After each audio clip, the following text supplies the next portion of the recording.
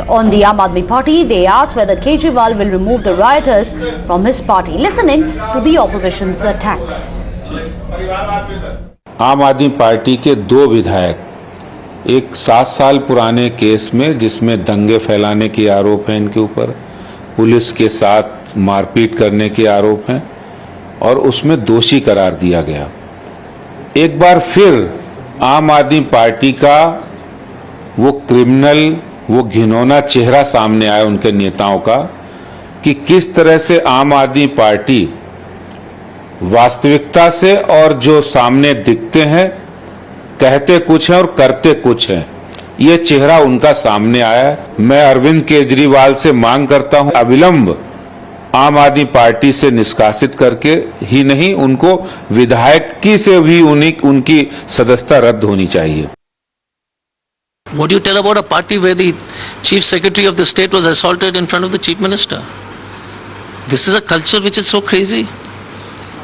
I knew the chief secretary, and the question is, when you assault the chief secretary and the CM is standing there. So if this is the kind of thing, obviously MLAs are going to assault police officers. However, the Aam Aadmi Party has pinned the entire blame on the BJP, saying that it is that party, the Saffron Party, which is an expert in instigating riots. कि में एक छोटे बच्चे का अपहरण हुआ, अपहरणकर्ता को लोगों ने रंगे हाथों बच्चे के साथ पकड़ा और उस बच्चे को वो पुलिस स्टेशन में जाके ले गए और पुलिस स्टेशन में कहा गया कि आप इसके ऊपर मुकदमा दर्ज करें। दिल्ली पुलिस ने उस अपहरणकर्ता के ऊपर कोई मुकदमा दर्ज नहीं किया और उन माँ बाप ने, उन मोहल्ले वालों ने, उन स्थानीय लोगों ने पुलिस पे दबाव बनाया कि आप मुकदमा तो दर्ज कीजिए। पुलिस ने चिढ़कर स्थानीय लोगों पे और स्थानीय विधायकों के ऊपर जो है मुकदमा बना दिया और ऐसा मुकदमा जिसके अंदर मुकदमा करने वाली भी पुलिस है, गवाह भी पुलिस है। Well, that's all we could pack in for you in this show. Thank you for watching. With that, it's time for India Up Front. Over to our editor-in-chief, Rahul Shivshankar. Thanks indeed, Meghna. Thanks indeed. Yes, viewers, once again, the biggest story of the day on India Up Front. Viewers, the TMC Supremo Mamata Banerjee and Bengal's Chief Minister.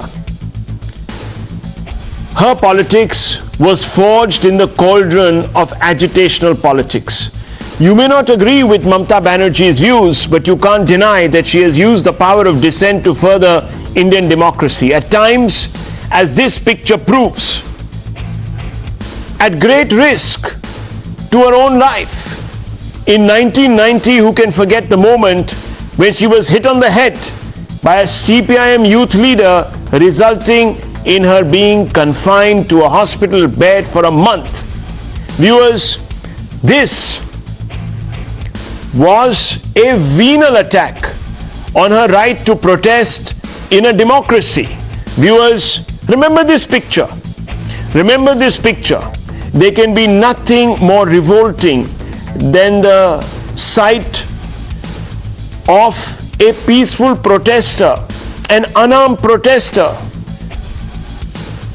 only powered by her or his convictions, being beaten, thrashed by the strong arm of the state. It is, viewers, abuse of power. Perhaps inspired by her legacy, TMC MPs routinely protest assaults on democracy. Viewers, look to your extreme right. What do you see? You see pictures that show TMC MPs in Parliament in Delhi at the foot sometimes of Gandhiji's statue. What are they doing? They're exercising their right to protest. They are exercising their right to ask questions of the government that we elect, but can only question through the opposition or through the courts. Viewers, therefore it reeks of a disturbing duplicity when Mamata Banerjee's administration deploys the state's machinery to crack down on dissent in Bengal, much like the machinery was deployed against her in 1990. in Mamta's own state and under her own rule. One wonders if Mamta endorses this. She hasn't spoken yet, viewers. She's silent. It's the opposition's duty to ask questions, especially when mountains of cash tumble out from under mattresses of ruling party netas and heaps of gold are recovered from their homes. I will show you the pictures of that cash stash that stunned India. Sharda, Narada, Colgate, job scam, corruption that cheats you, the taxpayer. Sadly, as investigation agencies tell us, graft is getting allegedly a free run. Viewers, there is no more symbolic representation of this fact than the unaccounted haul of cash that we have become used to seeing. It's mind-numbing. But if we become insensitive to it, viewers, it will be at our cost. And if this is the case, then don't we have a right to know? And who but the opposition in a free democracy can ask that question of those in power? But look at these horrifying visuals now, viewers, from the capital of Bengal today. Let's switch to them. You see 10 images, 10 different images. And these 10 images show how lathis rained on dissent, muzzling democracy.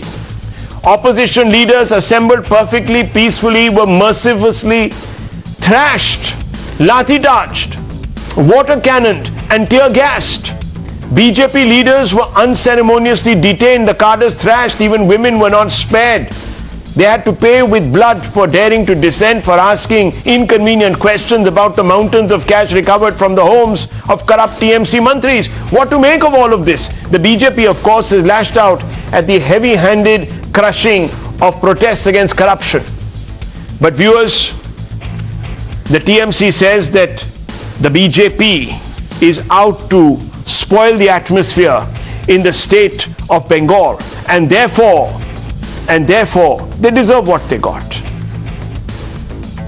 Viewers, to you and I, the viewer, sitting on the sidelines, this is a sad day. It's a sad day because if the government goes scot-free, if there is no one left to ask questions of it, there will be a problem. It's not like, and I want to go to the last graphic, viewers. I want you to see this, because attacks on dissent under Didi are becoming way too common. In 2012, Jungle Mahal, man questioned Mamta over farmer suicides. He was thrown out of the meeting and arrested promptly. Can you believe it, viewers? 2014 State Secretariat activists seek the arrest of Kamduni Rake accused. What happens? Viewers, booked for breaching security. In 2019, BJP worker shares a meme mocking Mamta, was arrested for sedition. July 2021, sedition charge on separatist KLO chief for openly calling Mamta an outsider, booked for sedition. 2021 post polls. Crackdown on fake anti-government posts after polls, 34 FIRs and 21 arrests in 5 days. Viewers. In 2022, Kolkata vlogger Rodu Roy criticizes Chief Minister and nephew in video. What happens to him? He's picked up, arrested, detained. Viewers, what's going on? Can we sit by and allow this? Let's ask some basic questions. Let me go straight across to Dr. Shantanu Sen, Member of Parliament and Rajya Sabha MP and spokesperson of the TMC. We also have Dr. Anand Ranganathan, and we will be joined shortly by Shahzad Poonawala, the national spokesperson of the BJP. He's running a bit late, viewers. I want you to start with the two of them, but we'll come out first. to Dr. Shantanu Sen, Member of Parliament of the Rajya Sabha and spokesperson of the TMC. Dr. Shantanu Sen, I began this show with pictures of Mamta Banerjee, and I want you to pay attention to them. Let's pull them back up. Battered and bruised because the government of the day attacked her right to dissent. I'm sure you remember those pictures. Today, that role reversal has taken place disturbingly. Why, sir? Has Mamta Banerjee decided that dissent is a crime in the state? Can you explain? First of all, during this Mamta Banerjee's regime, during this Trinamool Congress regime, any political party can hold their political program democratically in our state of West Bengal. But today, what Bharatiya Janata Party did in our state of West Bengal is nothing but an organized, pre-planned crime, vandalism and hooliganism.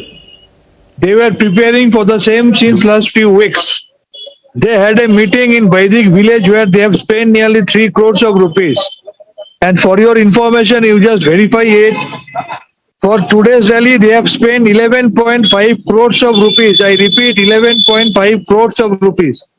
And the way they have vandalized, the way they have ransacked the government properties, the way they have assaulted police personnel, the way they have set police vehicles on fire, and the way they have tried to create communal violence. Dr. Sen, it is absolutely condemnable. Dr. Sen, it is no way part of democratic Dr. Sen, I can't even see you on air. Can you please correct your frame? You slipped out of the frame. Can you just reposition yourself so I can see you properly? Because we can only see one eyeball of yours. Thank you. Can you just reposition yourself in this frame, sir? Thank you. Okay. So TMC says that this was not a peaceful protest. This was orchestrated violence. Shraddha Poonawalla, how do you respond politically to this charge? You know, today, Rahul, I thought that the full form of TMC was too much corruption, but I would say that it has changed to Tanashahi mindset and culture. And this Tanashahi mindset and culture was visible on the streets of West Bengal when people whose only demand was that they wanted accountability for the institutionalization of corruption and corruption of every institution. They wanted answers as to why there is so much corruption in every institution in West Bengal. They were beaten up black and blue, and look at the irony of it.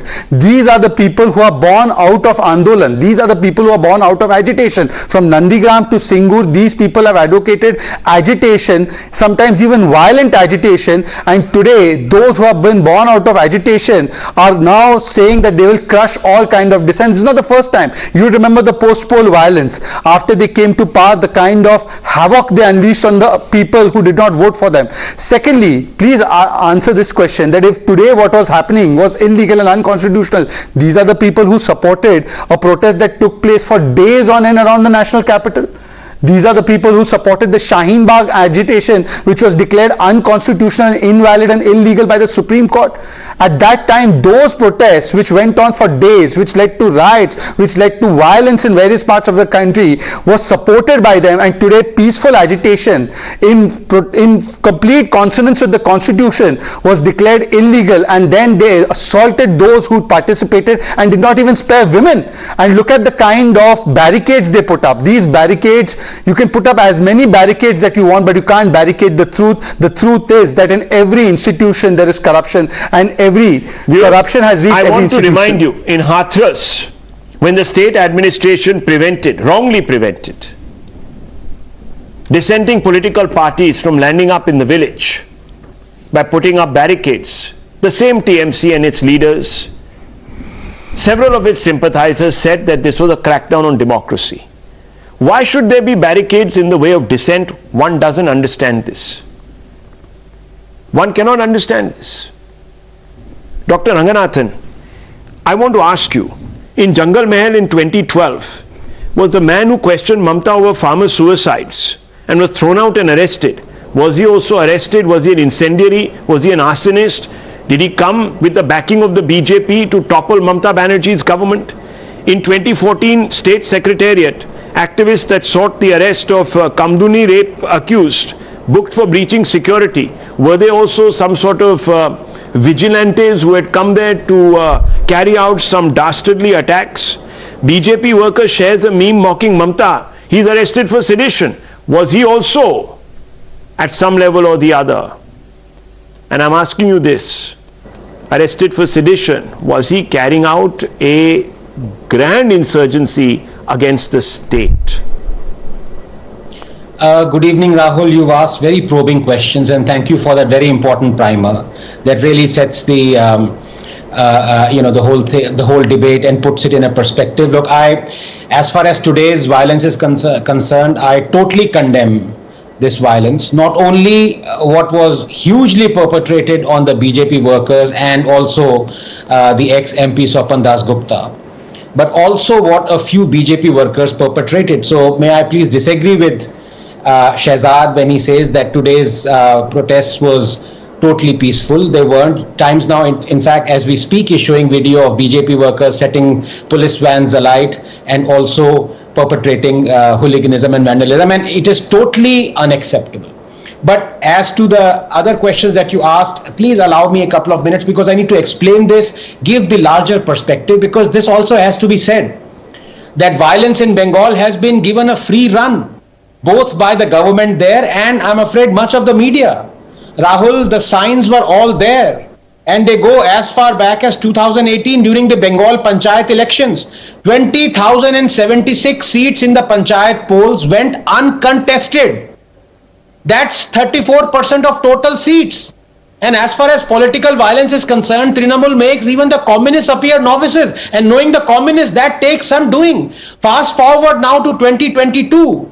And the recent severe indictment of the West Bengal government by the Calcutta High Court should have shamed the TMC and its Albert Spears, but nothing happened. The fact that the court noted the police had not registered FIR in 60% of the cases was troubling beyond measure. In para after para, the court blasted the Bengal government. The court can no longer be a mute spectator, it said. Remember, blood-curdling affidavits by the victims of Bengal violence were ignored by those who claimed they speak truth to power. Media was scared, judges were recusing, and those human rights activists and the Roys and the Seetalwals, they wake up only when victims are not Hindu women. The journalists and the activists keep saying, we speak truth to power, we speak truth to power. But in reality, these cowards, they speak truth only to Modi. Not when those in power are Vijayan or Mamata. They dismiss the gut-wrenching violence and mass exodus and retribution as orchestrated by the fascist BJP. But multiple instances of violent attacks and murder were also reported by the Congress and the CPIM. So the BJP was colluding with the Congress and the communists now. Sitaram Yechuri is a Sanghi. That's why I call them children of Goebbels. Because it was Goebbels who said, the first rule of propaganda is to accuse the other of what you are guilty of. They whitewash their own crimes with the help of their media stooges. They whitewash religious fundamentalism and fanaticism if the religion is not Hinduism. They whitewash application of draconian laws when it suits them, as you gave the examples of sedition. They peddle fraudulent reports that claim India is no longer a democracy. Now, just 20 seconds. The fact is that they ignore evidence of rape, torture, exodus, communalism, bigotry and intolerance if it happens in a non-BJP state, and especially Bengal. Rahul, let Bengal's government's atrocities not be airbrushed today or whatabouteried today by the unacceptable and criminal behavior today by a few BJP activists. Well, let me tell you, viewers, there is a pattern to this.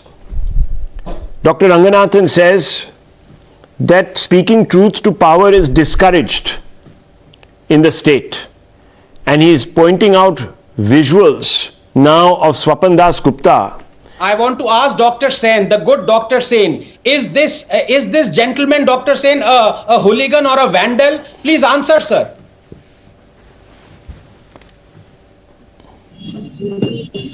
Entire country has witnessed what BJP has done. What type of rowdyism? Please answer, Dr. How many Sen. rioters were there in this rally? What type of hooliganism they have done? Entire country has witnessed today. And your professionalism. Please answer this question. Is this injured Dr. Swapan Das Gupta a hooligan or a vandal? Please answer. Ask your conscience. Okay. I have said repeatedly, the entire country has witnessed what type of vandalism, what type of rowdyism, what type of hooliganism I can BJP speak from goons some have done. personal experience, And again, doctor. I repeat, it was a pre-planned Doctor, I one can because speak they were from some spreading this personal message since experience. last few months. I can speak for some personal experience, if you allow me, Dr. Sen. Criminal cases were slapped against me, viewers. The threat of arrest loomed large. Why? Because I reported a fact, an absolute fact. I have been summoned countless times.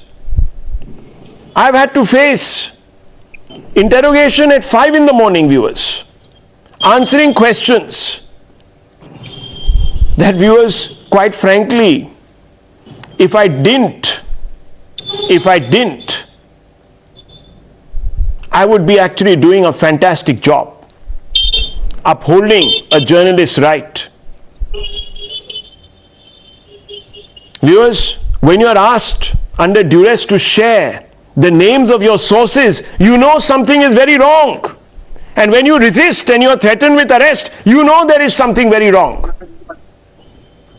I stood my ground. Viewers, I don't know if there are many out there who have had to succumb, especially those who are in the state of Bengal. So Dr. Sen, don't tell me about democracy and dissidents and those who ask questions and how they are treated. I can tell you from personal experience, and you can go and ask your state security forces and your investigators how many times they tried to intimidate Times Now journalists, including me and some of my colleagues who were not even related to the story.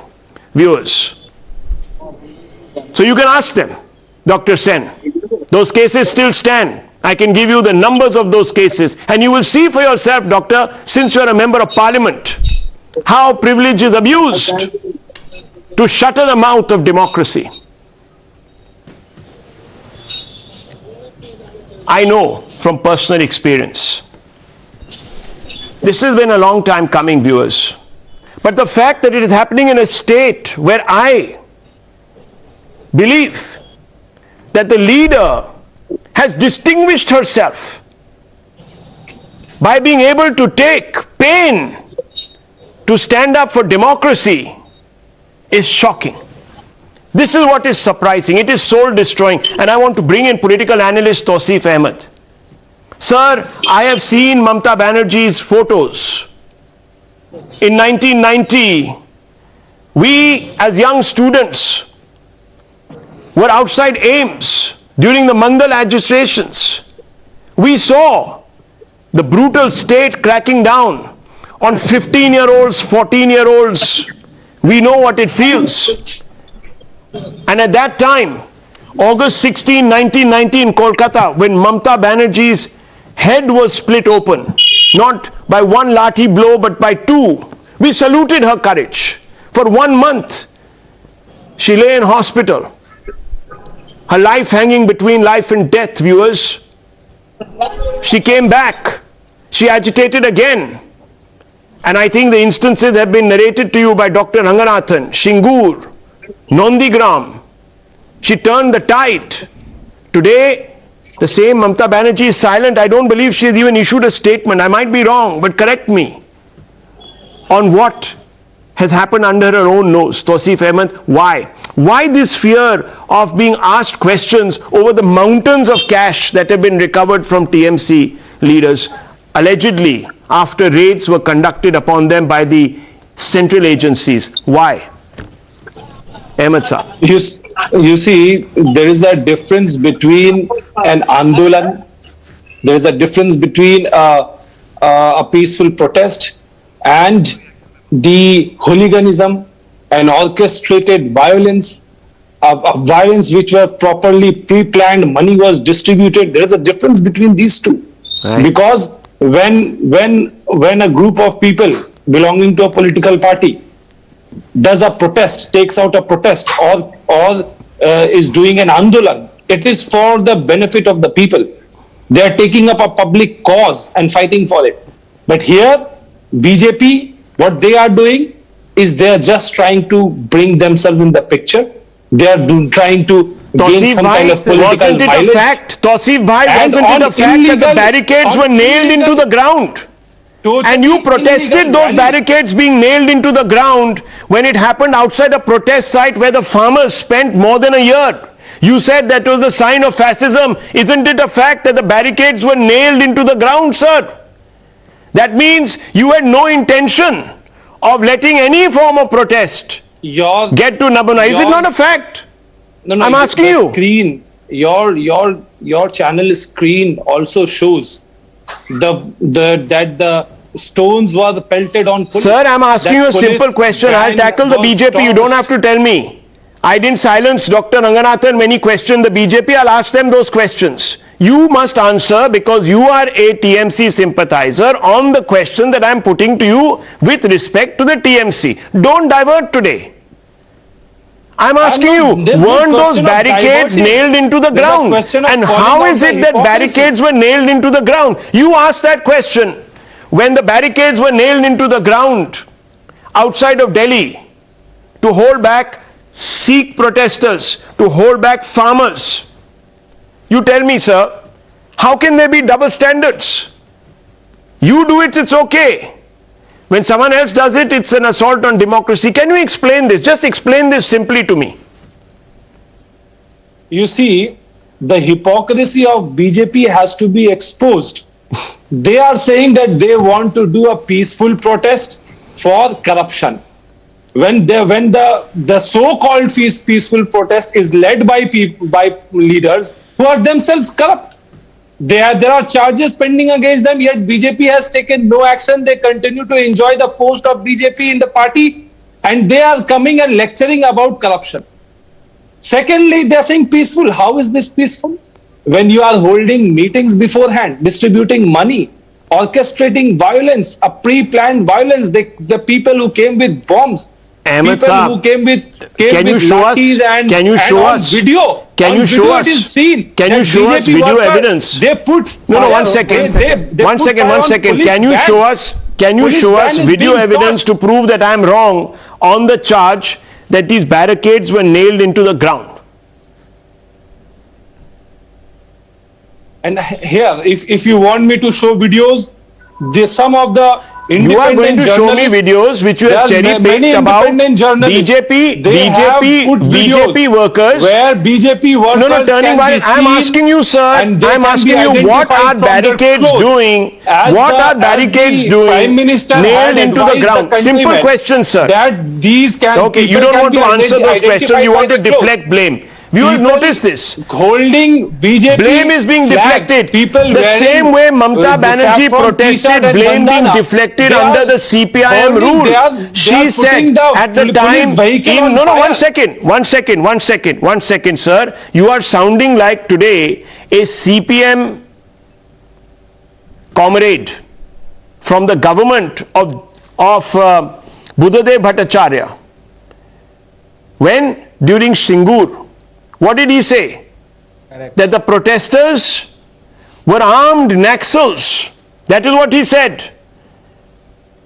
That was also said, viewers, about the protesters who accompanied Mamata Banerjee in 1990, that they were out to destroy the peace. That's why we had to resort to this overwhelming force.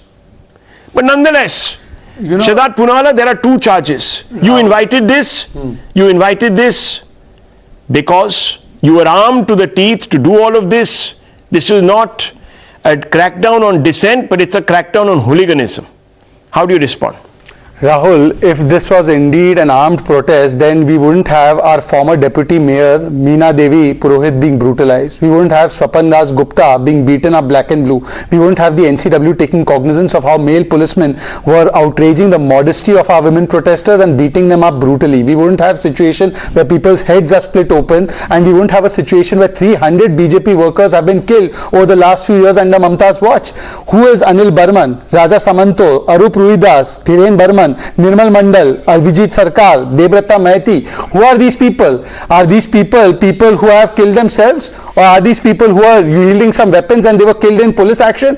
The fact of the matter is that it's not just corruption but even violence that has been institutionalized. Yes, I concede to Anand Ranganathan. There may have been an odd incident where a policeman, when brutalizing some of our workers, the workers must have retaliated in self-defense. But can that be compared to the violence that is institutionalized vandalized by the state government of West Bengal? Can that be compared to the fact that rule of law was replaced by law of the ruler in the post-poll violence, as has been said by the Calcutta High Court? Can that deny that this was done in an institutional These are not manner? barricades, these are a wall. This is a wall almost that has been constructed there. The BJP workers are trying to shake the barricades. They are absolutely unmovable. Who prepares to this extent? And if they actually knew that the BJP workers had bombs and they had lathis, why weren't they arrested much in advance when they were collecting all these bombs, viewers? That signals intelligence failure. Many of them were arrested in the morning. That signals intelligence failure. Let me bring in. This protest was in the public domain for many days. Let me bring in. 1 second. Rahul, the fact of the matter is that TMC people planted goons in this protest to attack police and police stations to make it look as if the BJP was orchestrating the violence. This was all sponsored by the TMC. Look at those shots. Days before the protest, welding work going on to erect these barricades. You see, viewers, they never answered these questions. This was a premeditated decision to blockade a protest. It's there. Let's go back. Yes, Mohammad Zishan wants to come in. Political analyst who's independent. Political analyst speaking here. He comes in to be the voice of the public viewers. Now listen to him. Zishan Mohammed speaking up for you. Those who are being looted by the graft. Zishan Mohammed speaks up for the public of Bengal who wants to know how is it that money is coming out of people's homes. Zishan Mohammed today is going to be your voice. Watch him. Hear him. Yes. Mr. Mohammed, I want to ask you, do we not have a right as the public to ask questions through the opposition about why money is being showing up with monotonous regularity in unaccounted bundles in TMC Netas' homes? This is the allegation that is being made. It is backed by this. Do we have a right, yes or no? Mohammad Zishan. I can't hear you, sir. Vandalizing public property. Vandalizing public property doesn't come under democracy. I'm asking you, do we have a right? And who is going to ask those questions? Have the right. Really? The Constitution provides us the right. So you want to tell me that spraying tear gas shells upon women who are unarmed clearly, beating them black and blue, like Mamata Banerjee was, is a way of encouraging, Mr. Mohammed. Mr. Mohammed, is it a way of encouraging questions being asked of an administration? Just answer me this question. At least have the guts to say violence in all forms is wrong. I'm having the guts to speak. You tell me, Rahul, one thing. Pelting stones, throwing bricks at the police officers who do their duty 24/7 to secure the public lives. Does it come under agitation? Does it come under asking questions from the government? You have to answer this. Does it come under questions? Asking questions peacefully. Zishan, I'm answering the question. Zishan, I'm answering the question. Answer that question. Zishan, I'm answering the question. Zishan, I'm answering the question. Yes, Zishan, I'm answering the question. Now, can you hear me out? Zishan, now I'm answering the question. Please have the patience to hear me out. Can I answer the question, Zishan? Thank you. Zishan, by your same parameter, by your parameter, I would then like you to condemn Mamata Banerjee and everybody else who supported the Agnipath so-called agitation because property was vandalized. Those who justified the so-called Andolan where the Republic Day, our tricolor was desecrated and then policemen were thrown into a ditch and policemen were hurt and beaten up black and blue, and also the CA riots that took place in the aftermath of the Shaheen Bagh movement. Now I want Zishan, you to condemn all those who stood with these movements. Condemn all those who stood with these movements. Condemn all those who stood with these movements. She supported the issue. She never supported the vandalization. She never supported the breach of peace. I think you are into a confusion. And that's quite normal. Then did she say, did Mamata Banerjee, did Rahul Gandhi appeal once that the violence in the name of Agnipath should stop? Did they appeal once that Shaheen Bagh should get up? Did they appeal once that the Andolan that was taking place along the borders of Delhi should be packed up and moved out because it was going on in Supreme Court? When was the announcement made by Mamata Banerjee or by Rahul Gandhi or by their to say that, look, this is violent, this is not justified? Tell me their statement. Does BJP believes in the definition of protest by vandalizing public property? My question is to you. You have to answer on the screen now. The view So want do to you know. believe, You have to first answer. to tell me No, that you was the first- Shaheen you Bagh first tell me Andolan that illegal the according to you? The protest Supreme Court declared it that. Public property, Do you condemn the Shaheen Bagh Andolan? Do you condemn the Shaheen Bagh squatting on public road?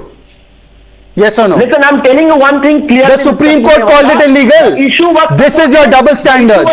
Why don't you take off the hijab of hypocrisy and answer the question? Of public property, the government of West Bengal. Thousands of crores of public property and public money were wasted because of the Shaheen Bagh Andolan. Thousands of crores. It led to the CA riots. It led to violence across the country. Today, the way BJP attacked police officers, it was all pre-planned. I think it's clearly evident that some protests for you are kosher even if they are steeped in violence, and some protests are not even if they are exposing the issue of corruption. That is the double standards that you and Mamta Banerjee and the TMC adopt. Now, viewers, on your screens.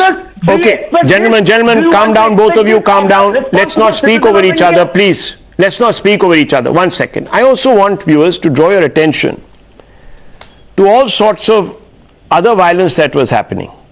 So what do you see, viewers? You also see not police, but some random elements in the crowd beating up the protesters also. Who are these people? We don't know. If you ask the TMC, they say they were BJP inserted goons to go after their own people.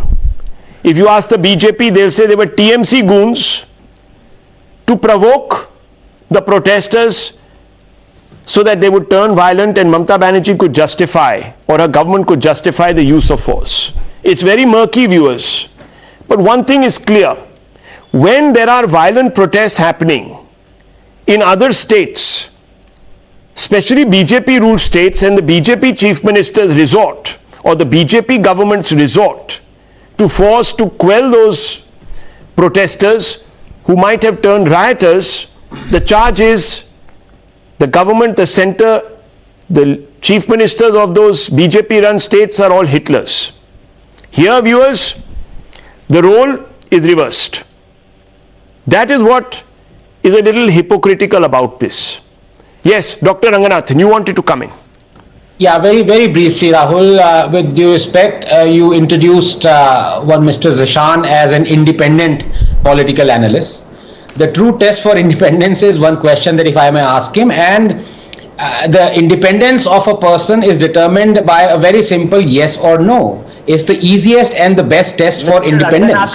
So, will you allow me to answer your question? Why are you rattled so quickly? Sorry to say. Rahul, can you look at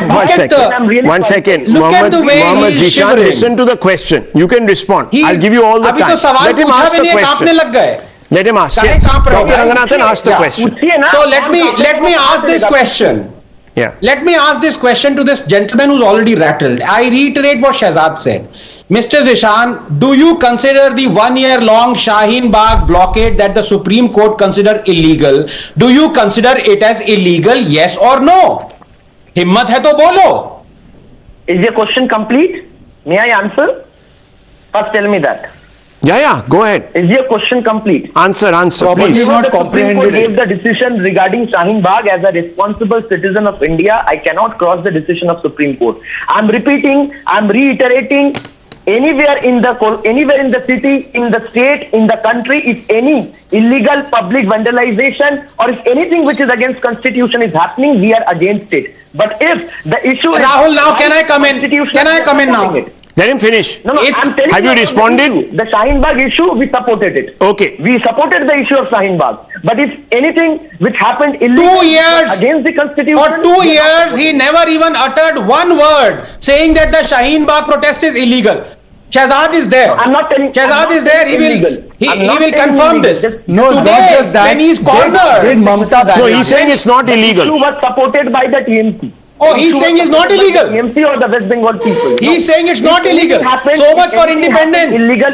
It was against the constitution. If any of the miscreants or any of the irresponsible. What do you mean miscreants? Did anything wrong? They blocked a road. They blocked a main road for 1 year. But Mr. Ranganathan, I have one. If they were sitting outside your house for 1 year, would you have termed it as legal? Ask one question. Would you have termed it as legal or illegal?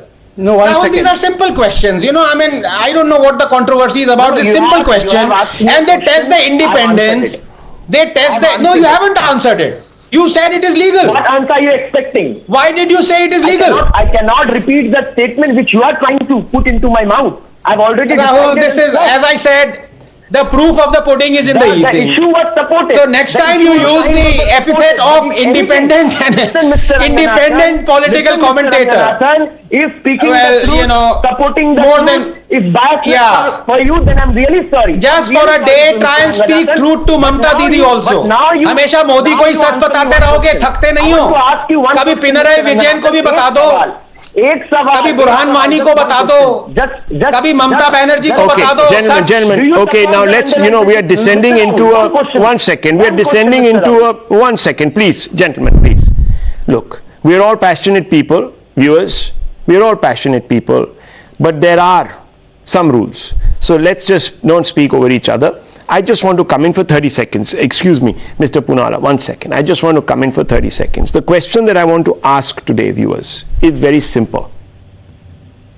How is it that the barricades that were set up had such a permanence about them?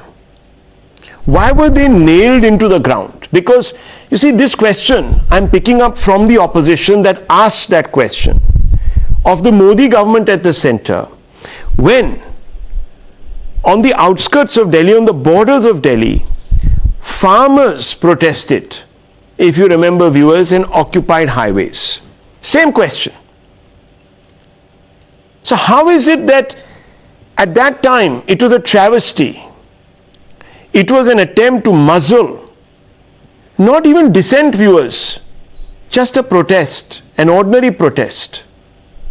How is it that, viewers, none of these politicians spoke up against the desecration of the Red Fort on Republic Day, when, forget about lathis, protesters showed up on tractors and ran over police?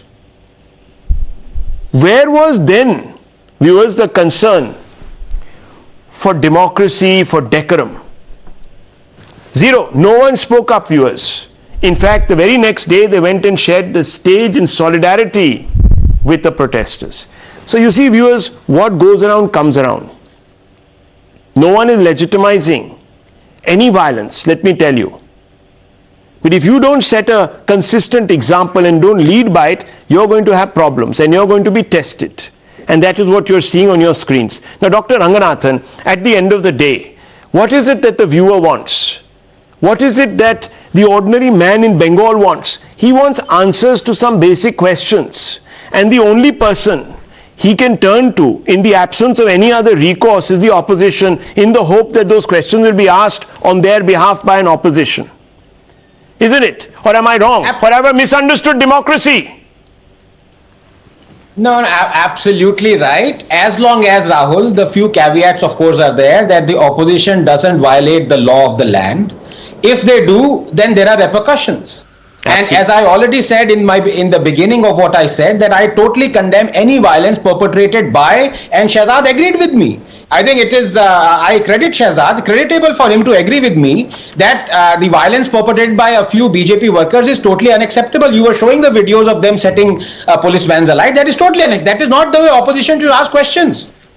But this has to be said, that the same people who are for blockading, protests that last for a year, blockading highways, illegally, termed illegal by the Supreme Court, are today casting an unfair light on these protests. I think that is laughable hypocrisy, and you've exposed it. Well, viewers, you can of course tweet with a hashtag Loktantra pe Lathi. It cuts both ways, unfortunately. It's only that the protagonists differ. Their stance and postures differ. If it's a BJP ruled state, it's an assault on democracy. If it's their own ruled state, then it's an attack on the institutions of democracy. That's what it is. I move on because, viewers, there is another story which has been breaking, sadly, in the state of Tamil Nadu. Days after Congress MP Rahul Gandhi met a pastor in Kanyakumari who is known for his controversial anti-Hindu rhetoric,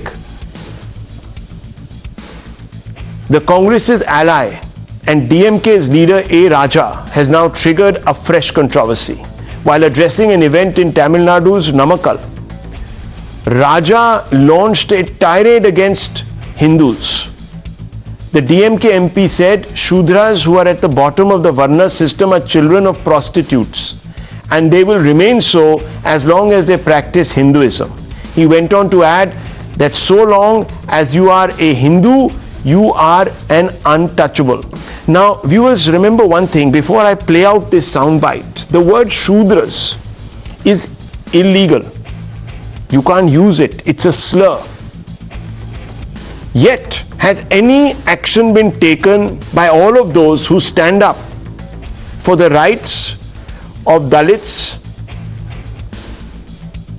Have they come out, viewers, arguing for action against Raja? No, they're silent. Doesn't suit their narrative. Had this been a BJP leader, and there have been in the past, there would have been calls for immediate arrest. Not even a case. First, listen to A. Raja. ஆனால் உச்சநீதிமன்றம் சொல்லுகிறது இல்லை, நீ கிறிஸ்தவனாக இல்லை என்றால், நீ இஸ்லாமியாக இல்லை என்றால், நீ பர்சியனாக இல்லை என்றால், நீ இந்துவாகத்தான் இருக்க வேண்டும் என்று உச்சநீதிமன்றம் சொல்லுகிறது. இப்படிப்பட்ட கொடுமை வேறு எந்த நாட்டிலாவது உண்டா? இந்துவாக இருக்கிற வரை சூத்திரன், சூத்திரனாக இருக்கிற வரை நீ விபச்சாரியின் மகன், இந்துவாக இருக்கிற வரை நீ பஞ்சவன், இந்துவாக இருக்கிற வரை நீ தீண்டத்தகாதவன். எத்தனை பேர் விபச்சாரி மகனாக இருக்க விரும்புகிறீர்கள், எத்தனை பேர் தீண்டத்தகவனாக இருக்க விரும்புகிறீர்கள் என்கின்ற கேள்வியை உறக்க சொன்னால்தான் அது சனாதனத்தை முறியடிக்கின்ற அடிநாதமாக அமையும் என்பதை விடுதலையும் முரசொலியும் திராவிட முன்னேற்ற கழகம் எடுக்க வேண்டிய காலம் வந்து விட்டது. We have with us Vikraman, our spokesperson of the VCK. We have with us Tehseen Poonawalla, political analyst. Mr. Poonawalla, let me ask you first. You heard the word Shudra being used. I just want to test your general knowledge. Is it legal to use this word? And if not, should action not be taken against the DMK's Mr. Raja? Simple question. The word Shudra is not allowed to be used. So if somebody is aggrieved, they have all the rights to file a complaint and they should proceed accordingly with the law. But the most important and pertinent one question... second. If you agree that it is a slur banned by the Constitution, then the Congress that stands in great numbers, even in Hathras, and fights for Dalit rights, why is it not calling upon Chief Minister Stalin, your closest ally, to take action against Mr. Raja, a member of the DMK? Or is it that because he's an ally, his transgressions are excused? What do you mean by saying that if someone finds it unpalatable, they can take action? Where do you as a political party stand on this? This is your own ally. Do you want to be clubbed with this kind of, I'm sorry to say, slur? I'm glad that you think that the Congress should act on it, because the BJP certainly did not act on VK Singh, who called a Dalit child. I'm only asking you in the context of this story. We can come back to call a Dalit child, compared it to a son of a dog. Son of a dog, compared it. You're changing the goalpost. And that was the words used by VK Singh. So one second. So one second. Mr. Poonawalla, one second. I made references to the fact that the BJP has said its fair share of things against Dalits, and some of them have been inexcusable and unpardonable. But I want to ask you, by that same yardstick, since you asked for action against General VK Singh in the past, yes, will you ask for action against Mr. Raja today? It's a very simple question. And a very simple and straightforward answer. No action was taken against a person who said manual scavenging is a divine experience. You know who? The Prime Minister of India, Narendra Modi. The day action is taken against him, I will ask for action against A. Raja personally. But Mr. Modi got away by saying manual scavenging. Who does manual scavenging? The poorest, the weakest, the most backward communities. It's a spiritual experience. Can anyone imagine a Chief Minister of Gujarat using this language? Rahul, are you not ashamed?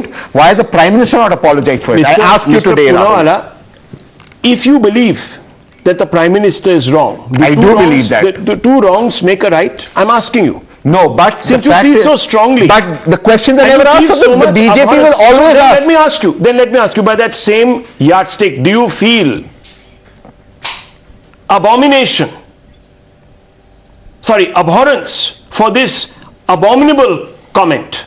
Very simple, yes, no. Tehseen Poonawala, do you feel extreme anger? I am fighting just now. Yes, are you feeling? I'll tell you what I'm fighting. I'll tell you what I feel right now. When Mr. Modi said what he said, and when General VK Singh said what he said, you felt from inside personally revolted, yes or no? Yes, absolutely. So do you feel the same level of revolt inside you right now when you hear? I feel revolt. I feel revolt inside me because So no then- justice is then- given to then- backwards. then- The then one BJP second, will not release then the Mr. caste-based Poonawala, census. tell me something. I dare the If you BJP to feel- release the if you caste-based are census. revolted, if you are Jiski revolted, jitni sankhya bari if uski you are hissedari ask them to revolted- give. Let me ask you, Tehseen Ask them to Poonawala, give. if you They feel don't revolted- follow it. One second, Mr. Poonawala, That's the if you problem. feel, Tamil Nadu one is second, giving one second. social justice. Mr. The BJP doesn't. Mr. Poonawala, you're not answering my question. If you feel so revolted, are you also revolted at the silence of your own ally and of your own party today at not being able to pull up one particular leader for making these comments? It's a very simple question. Fighting for social justice the day the BJP releases the caste-based census and So gives it is all people down their to the dignity. BJP. They If the give BJP dignity, doesn't, I'll the ask questions Congress of doesn't, others. is absolved from doing so. Viewers, is that conviction? Is that compulsion? That response? I'll ask that question of Dr. Ranganathan, and I will bring you in, Mr. Poonawala, to take on Tehseen Poonawala. Yes, Dr. Ranganathan, first. Very briefly, Rahul, there are two issues here. Number one, there's no doubt about it, as you said, and I reiterate, A. Raja has uttered a shockingly anti-Hindu and anti-Brahmin statement, which is also utterly devoid of truth. I do not believe in caste. No scientist can or should. In fact, I've said this before, I'm a proud Ethiopian and a descendant of Lucy. And as for Varna, I'm ambivalent towards it in a strictly technical sense, as long as there is free movement across the four Varnas, which there was to begin with. Unfortunately, with time, as Ambedkar also rightly pointed out, just who is a S word, if you're saying it's illegal, his wonderful book, Just Who is an S Word, Varna and caste over time became intertwined, and they were abominably supported by people like Mahatma Gandhi, who said, I believe in hereditary Varna. You cannot have upward or downward mobility, and that is unacceptable to me. Number two, if someone from the BJP had made this kind of caste-based bigoted statements DMK leaders make routinely, they would be behind bars. But it is entirely in keeping with the DMK founder stand. So let me explain this, just a couple of minutes. E.V. Ramasamy or Periyar thrived on acrimony, spitefulness and rancor. He never gathered the courage like Ambedkar did to criticize the misogynistic, exclusionist and bigoted practices of religions other than Hinduism. In fact, Periyar praised Abrahamic religions, wanted Hindus to convert to Islam. He was an antithesis of Ambedkar, who he, by the way, disliked and claimed to be on the payrolls of Brahmins. Anyhow, I abhor Periyar's means, but to me, he was proof of the extent to which freedom of speech and expression used to be granted in this country, as well as how Hindus accepted diversity of opinion. Rahul, the price for apostasy in Hinduism is veneration.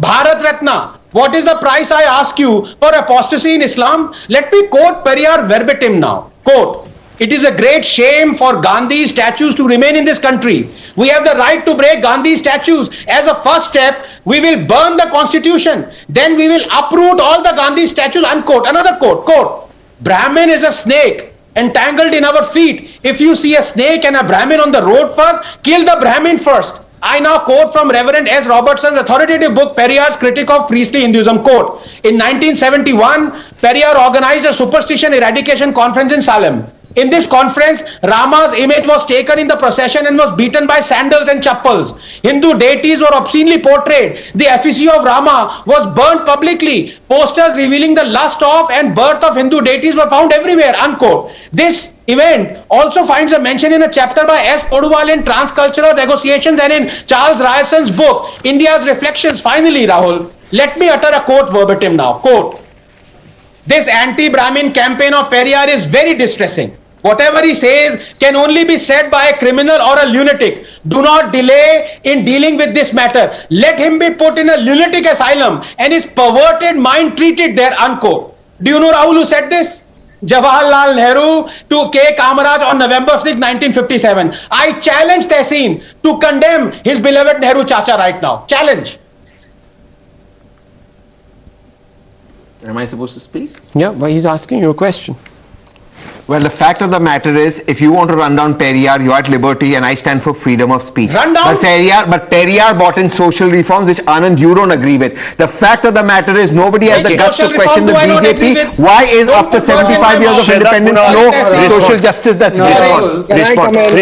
Respond. Siddharth Poonawalla wants to respond to Tehseen Poonawalla. Rahul, Yes. we are being lectured by a party which did not make for 70 years the first OBC Prime Minister who could continue for his entire tenure. In fact, the only time we had an OBC Prime Minister in Deve Gowda, the Congress party withdrew support and ensured his government fell. This is the party that kicked out another person who hailed from the backward community, Sitaram Kesari, to foist Sonia Gandhi and one Parivar on the Congress's presidency. This is the party that has called Draupadi Murmuji's ideology as an evil ideology because she belongs to a tribal community. They are lecturing us on social justice. It's better to take lectures on the Quran. It's like the Satan lecturing us on Quran. But having said that, let me come to the point. This is not a Sayog, it's a Prayog. Just days after Rahul Gandhi meets George the Hater, who spewed venom against Bharat Mata and about Hindus, now you have A. Raja, an ally of the Congress party, also making these kinds of statements. And this Hindu hatred has been a long tradition of the Congress party. Who said Hindutva is like ISIS? Who said Hindus are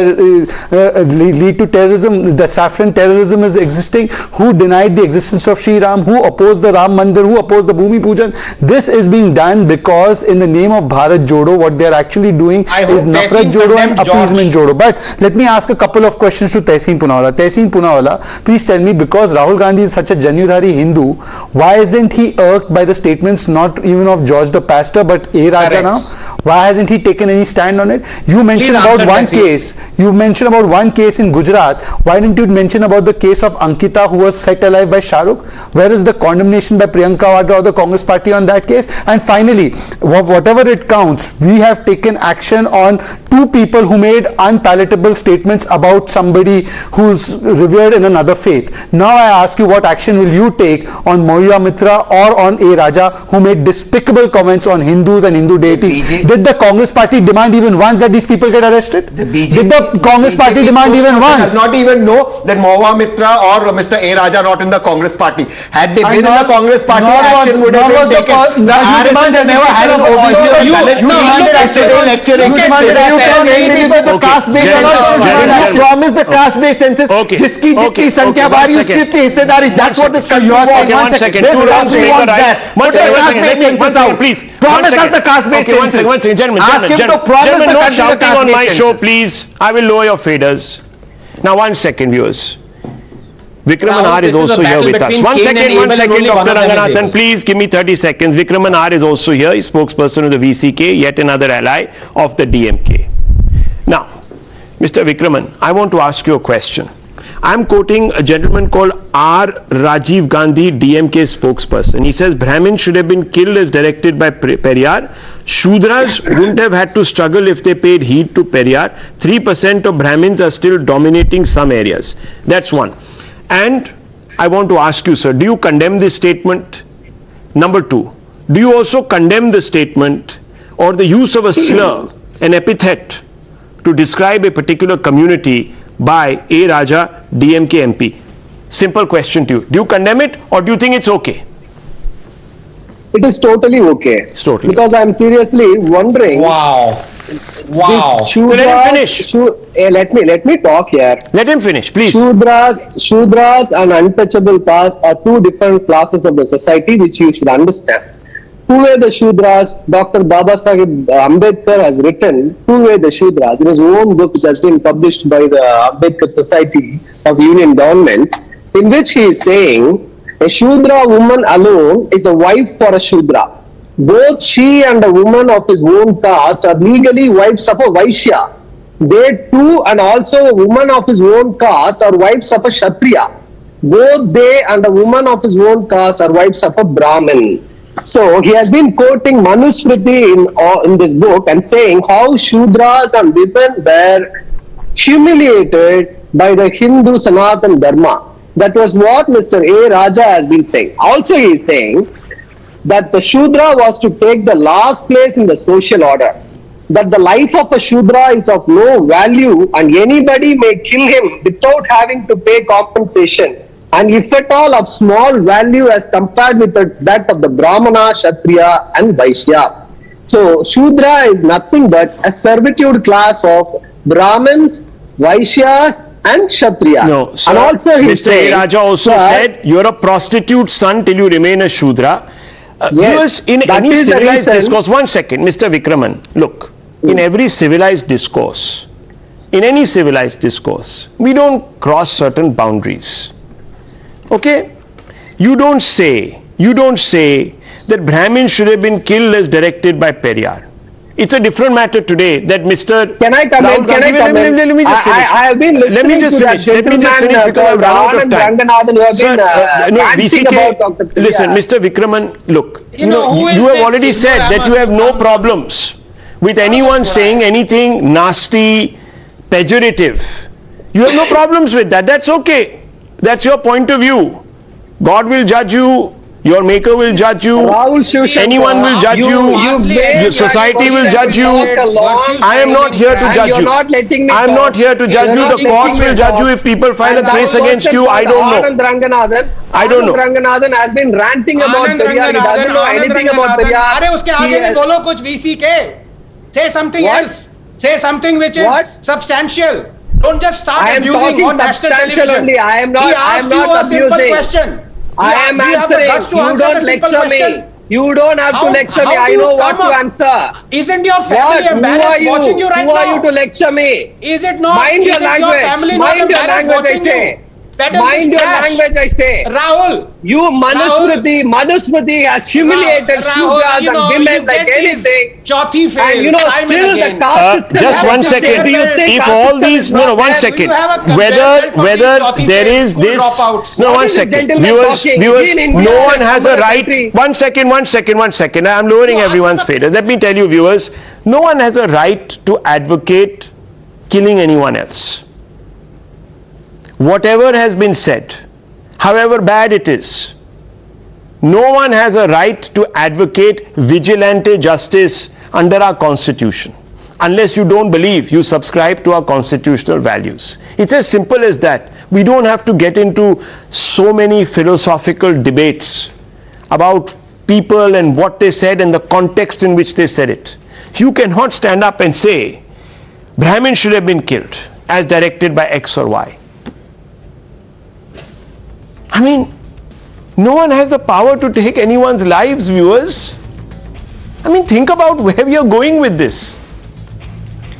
And it's a shocking fact that the Congress party that wants to, is the only national party in that alliance that speaks for a multitude of Indians, can't bring itself to criticize this. I'm sorry, you can keep waiting for the BJP, Mr. Tehseen Poonawala. But that is not a response. I leave it at that.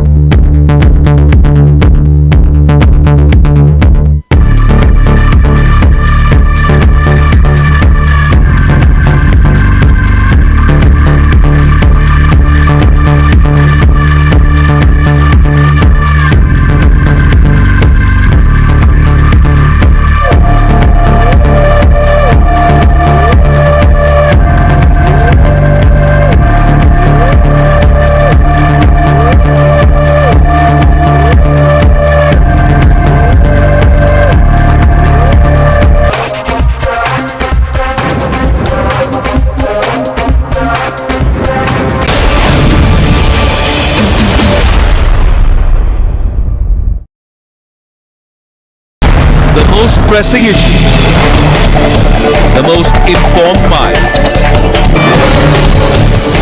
free and fair exchange. Converse India with Rahul Shivshankar.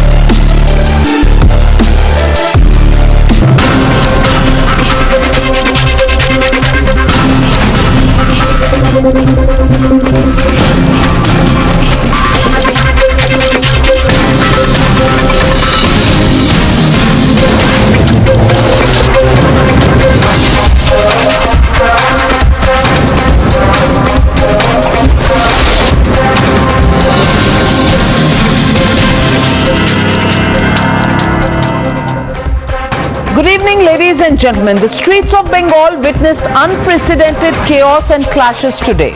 The roads leading to power corridors in Nabana were engulfed with fire, smoke and dangal. Nabana, incidentally, is the secretariat that houses the Bengal government. BJP's Nabana Chalo Abhiyan march with the war cry of dislodging the corrupt government of Bengal was met with police brutality. With batons, tear gas shells and water cannons, the state police tried to stop thousands of BJP workers marching towards the secretariat. The situation quickly escalated after police vehicle was set on fire. At that point in time, all hell broke loose with cops going after the protesters with everything they had at their disposal. Even women protesters were not spared. In the clashes, even policemen sustained injuries. Many of the protesters were brutalized, dragged and arrested. A total of 90 people have been arrested, out of which 22 are women. The crackdown by state machinery has shocked one and all. But why the BJP is up against arms against Didi's government? Well, the reason is simple. The recent cash haul from people directly or indirectly linked to Trinamool Congress has raised their hackles.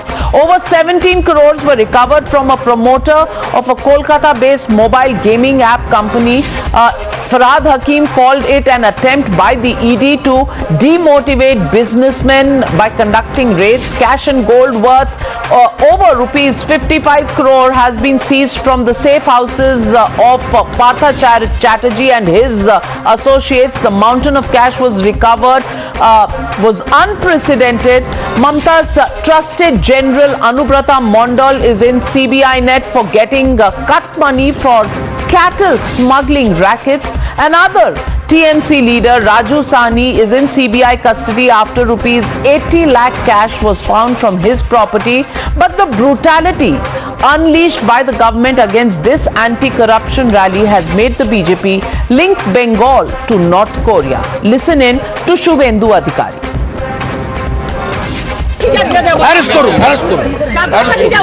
Arrest করুন আপনার মাকে জিজ্ঞেস করুন ওই মেদিনীপুরে আছে Kim lady Kim জিজ্ঞেস করুন ফোন করে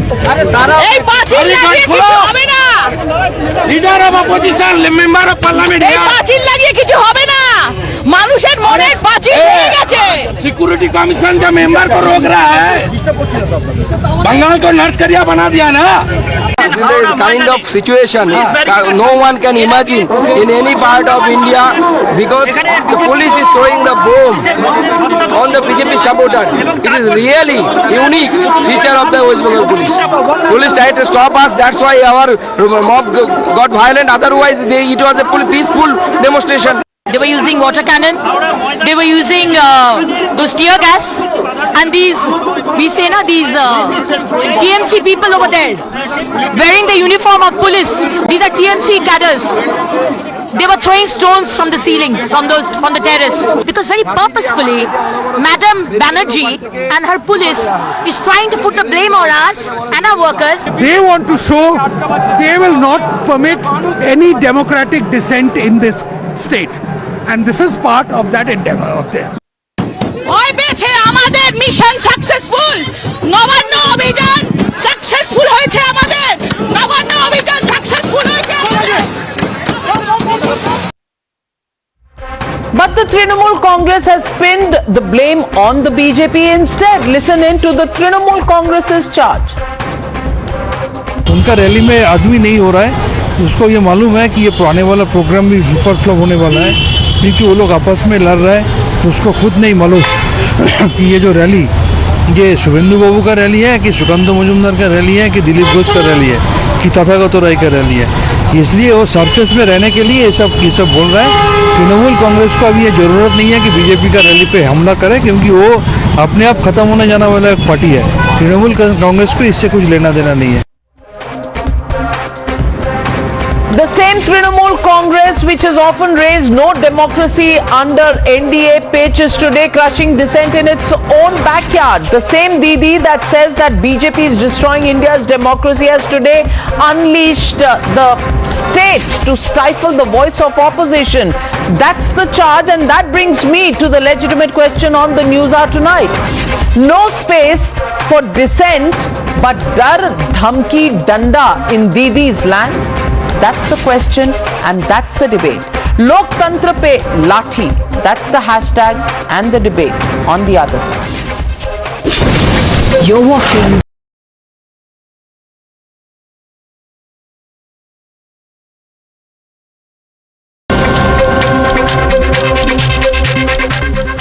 Joining me tonight on the debate, Shatarupa, national spokesperson of the Bengal BJP, Suhail Seth, author and columnist, Riju Datta, national spokesperson of the Trinamool Congress, Dr. Sumant C. Raman, political analyst. But my first question goes to Ms. Smita Prakash, editor of the ANI.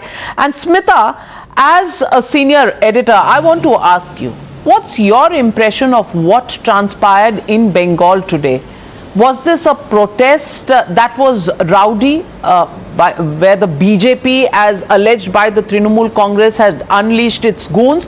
Or was this, as BJP leaders said, policemen, in cadres of the Trinamool Congress in police uniform pelting stones at protesting leaders? What exactly was this that we saw in Kolkata today?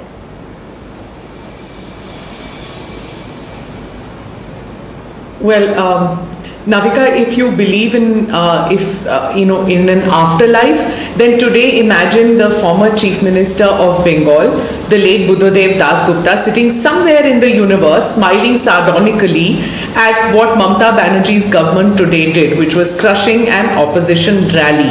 I mean, the BJP says that the route and the rally, everything was scheduled, and the TMC and the party, the government and the party says that it was vandalism and hooliganism by the BJP. Now, this is, this was supposed to be a grand finale for the BJP of this massive exercise involving more than 4 lakh karyakartas. But it was not to be because of the assault that they faced from the state police. Now, excuse me for being brutally blunt, but Bengal politics has that aspect of this vicious violence which we have seen as reporters. It is endemic to this state. In many states, the violence is pre-poll or post-poll violence, or it's communal or casteist violence. But in Bengal, it's this all-pervasive violence, and it is political violence. I mean, if you ask where are the highest number of political murders, in which state? It's in Bengal. It's even more than in Kerala. The communists when the communists were ruling till 2011, it was the TMC which promised that a new way of doing things, a new way of politics. But what we are seeing is the same thing, this brutish violence. I mean, TMC is a party which was born out of the Singur agitation. They have a Martyrs' Day protest of 1992. But now what you're seeing is that no room for any kind of political opposition. It is to maintain this vice-like grip on everything, on resources within the state, on local governing bodies, on anything. The fear the TMC has is that the BJP, which ought to have, in their opinion, retreated from politics post 2021 state polls defeat, that's not happened, because the party has begun in right earnest. In spite of the disappointment that it has faced subsequently, even after 2021, it has begun its political campaign for 2024, and the TMC doesn't want the party to gain ground at all. It's an uphill task for the BJP, no doubt. We have seen today how it's going to be till 2024. So it is the fear of 2024 and what's at stake in 2024. And Suhail said, you are a Kolkatan. I want to ask you, has anything ever changed between 2011 and 2022, or is this violence just what it used to be? No change from the stranglehold of the goons in the West ruled Bengal to the Trinamool Congress ruled Bengal? Somehow, just for, Smita mentioned Buddhadev Dasgupta, it's actually Buddhadev Bhattacharya. Buddhadev Dasgupta is still alive, and he's a very noted literature. So that's number one. Number two, I know Smita never gets it wrong. Those who point these things out are very unkind, but forgive me. I didn't want the TMC people to jump in and attack my good friend Smita. Now let's get on to Bengal. The irony of Bengal, Navika, is it's the land of Tagore, it's the land of Sri Aurobindo, it's the land of Vivekanand. We have seen this violence now for the last almost 30 years. Mamata Banerjee was brutally assaulted by the then Communist Party goons or cadres or whoever they are. She returned the favor post-poll last year. She's now returning the favor again. A. B. Remember another beautiful thing about Bengal politics, and I'll say this to you, I know Shadrupa is also there. They are fantastic actors. So, even if there is a kharash, they will pretend as if their entire limb has been taken away. So, don't believe everything that you see when people say, oh my God, I've really been hurt. It's all great acting. I mean, each one of them will beat the hell out of Uttam Kumar and Utpal Dutt if you give them a chance. But what is reprehensible is, on the one hand, Mamata Banerjee calls Mr. Modi names and says that he is, cutting down protest stations and he's being ruling with an iron fist. And you're seeing this level of violence. She calls him Hitler. I mean, but I wouldn't want to use words like Hitler and all. I think she's used them. You're only quoting her. I know, but I wouldn't want to use it because it means a lot more, and it's a very sad part of global history. But I think the point that you've raised needs some reflection. A, do we want our democracy to be riddled with protests that turn violent? B, is there going to be no inquiry into police excesses or police brutality? C, is there a mechanism by way of which in future we can control the violence that is then unleashed? Because see, when whales fight, shrimps are eaten. It's an old Bernard Shaw saying. And today what happens is the common man or woman in Bengal suffers. People don't go out of their homes. I mean, you should see the kind of violence. Navika, even your cameras can't do justice to the kind of violence that is often unleashed by these unchecked, unfettered cadres or goons that are hired for the day. I totally believe, and Riju Datta must carry the message to Madam, who according to people in the BJP is in Midnapur today. You must carry a message that Khala Hobby cannot be a call to arms. It cannot be saying, okay, let's have fun. Because the fun is no longer fun when people get hurt, when people are brutally attacked. That has to stop. I think what the BJP did today was they scored a brownie point. They have shown that this violence was unchecked, that the police was involved in the violence. Having said that, Navika, today the West Bengal police is actually led by one of the finest police officers in the country, Manoj Malviya. So I don't believe that it is everyone, but then, you know, there are more people who are ready to please the king than the king himself. So you never know what happens. And I really believe it's a dark day for Bengal, and it's a dark day for Bengalis. They couldn't see anything wrong, and the High Court of Kolkata last year in 2021 in the post-poll violence case had to pull up the DGP of the state, saying that you haven't registered cases. You haven't registered 29 cases of sexual assault as it turned out to be, and 56 odd other cases where people had been assaulted. That was what the Kolkata High Court had to say, and subsequently the investigations of the post-poll violence were handed over to the CBI.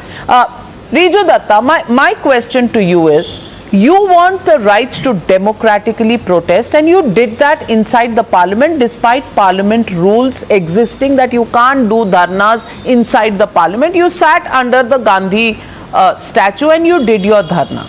Today, you lathi charged the same dharna and protest that was brought out by the BJP. I want to understand who's the real Hitler and who's the one who's destroying democracy in India. Okay, thank you, Navika. Now, first of all, I'm going to start off by giving a couple of pointers to Smitaji. I've got utmost respect for her, but Smitaji, the state with the highest number of political murders is Tripura, not West Bengal, number one. And number two, this is a video by ANI, your correspondent has posted, where it is said that the BJP, where it was shown that BJP vandals are setting the police car ablaze. So that's number two. The main point here is, what we have seen today in Bengal is the BJP hooligans unleash hell, create ruckus. They are a bunch of stone pelters and hate mongers who have resorted, in the name of dharna, who resorted to damage government and public properties. And if you damage government and public properties, police will take action, and police will lathi charge you, and police will put you in behind bars, because that is the job they are supposed to do.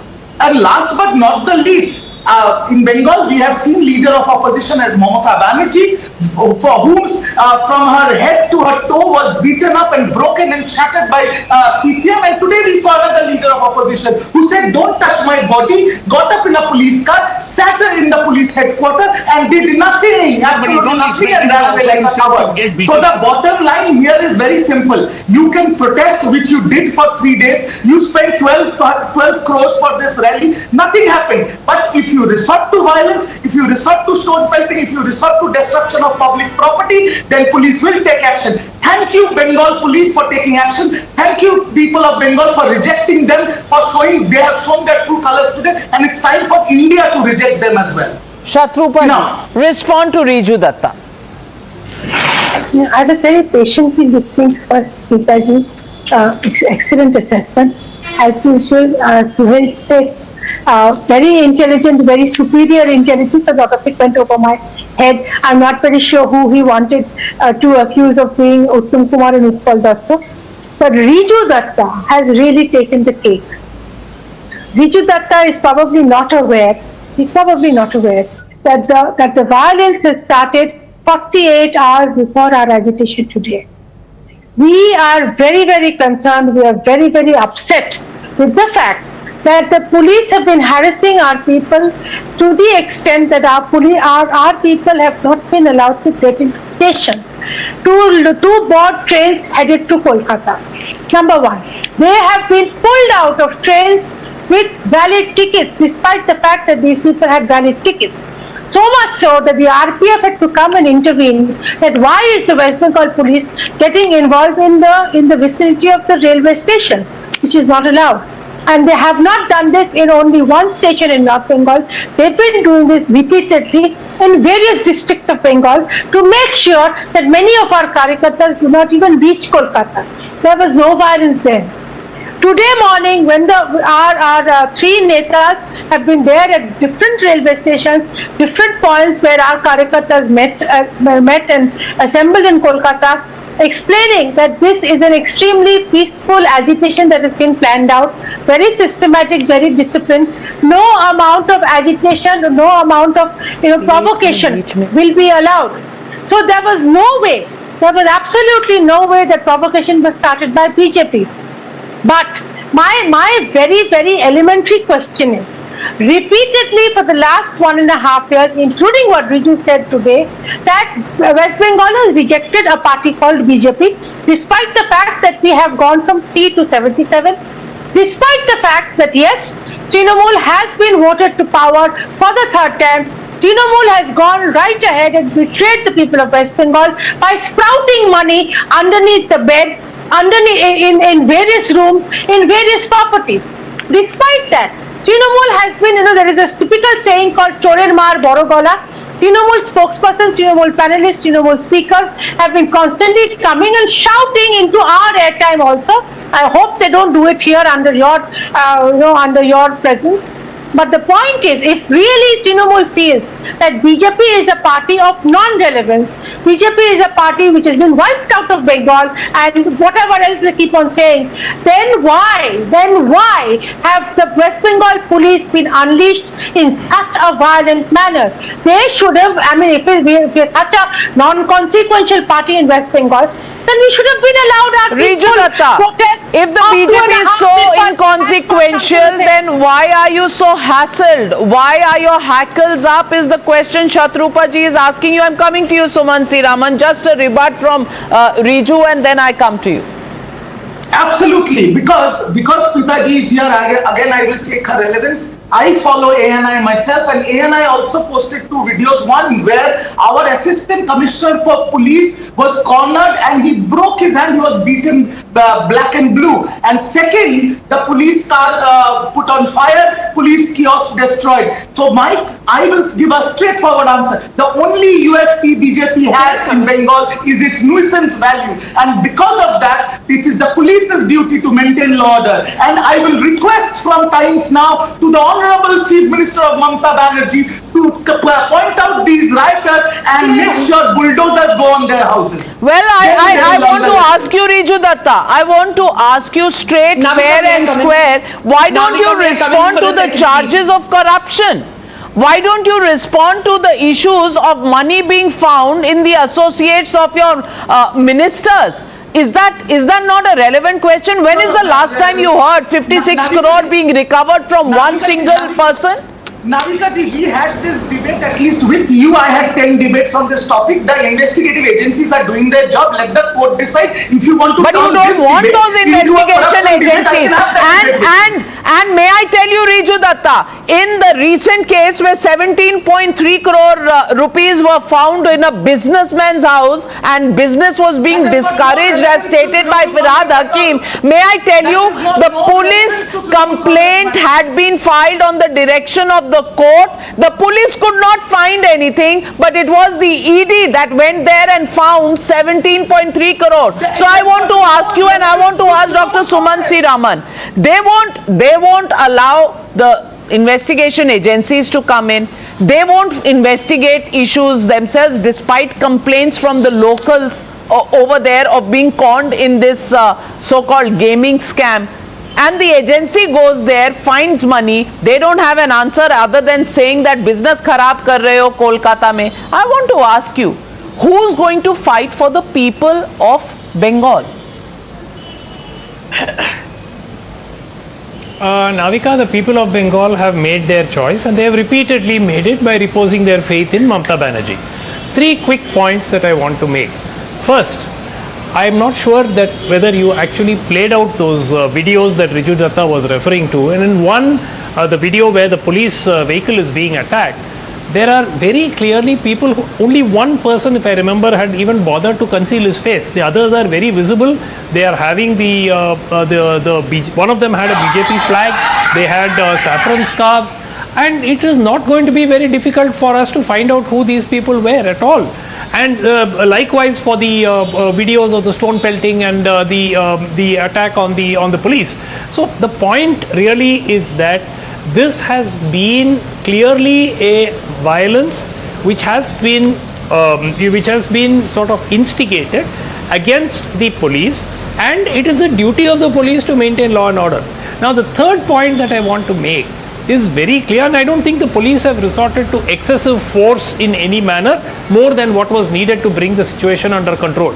The third point is, if the BJP in Bengal, if the Trinamool in Bengal is accused of being made up of goons, to a large extent that should also apply to the BJP, because most of the BJP cadre in Bengal are ex-Trinamool, whether we are talking of Suvendu Adhikari or Babul Supriyo or a whole host of others. By that logic, most of the cadre of the Trinamool were ex-left, ex-CPM.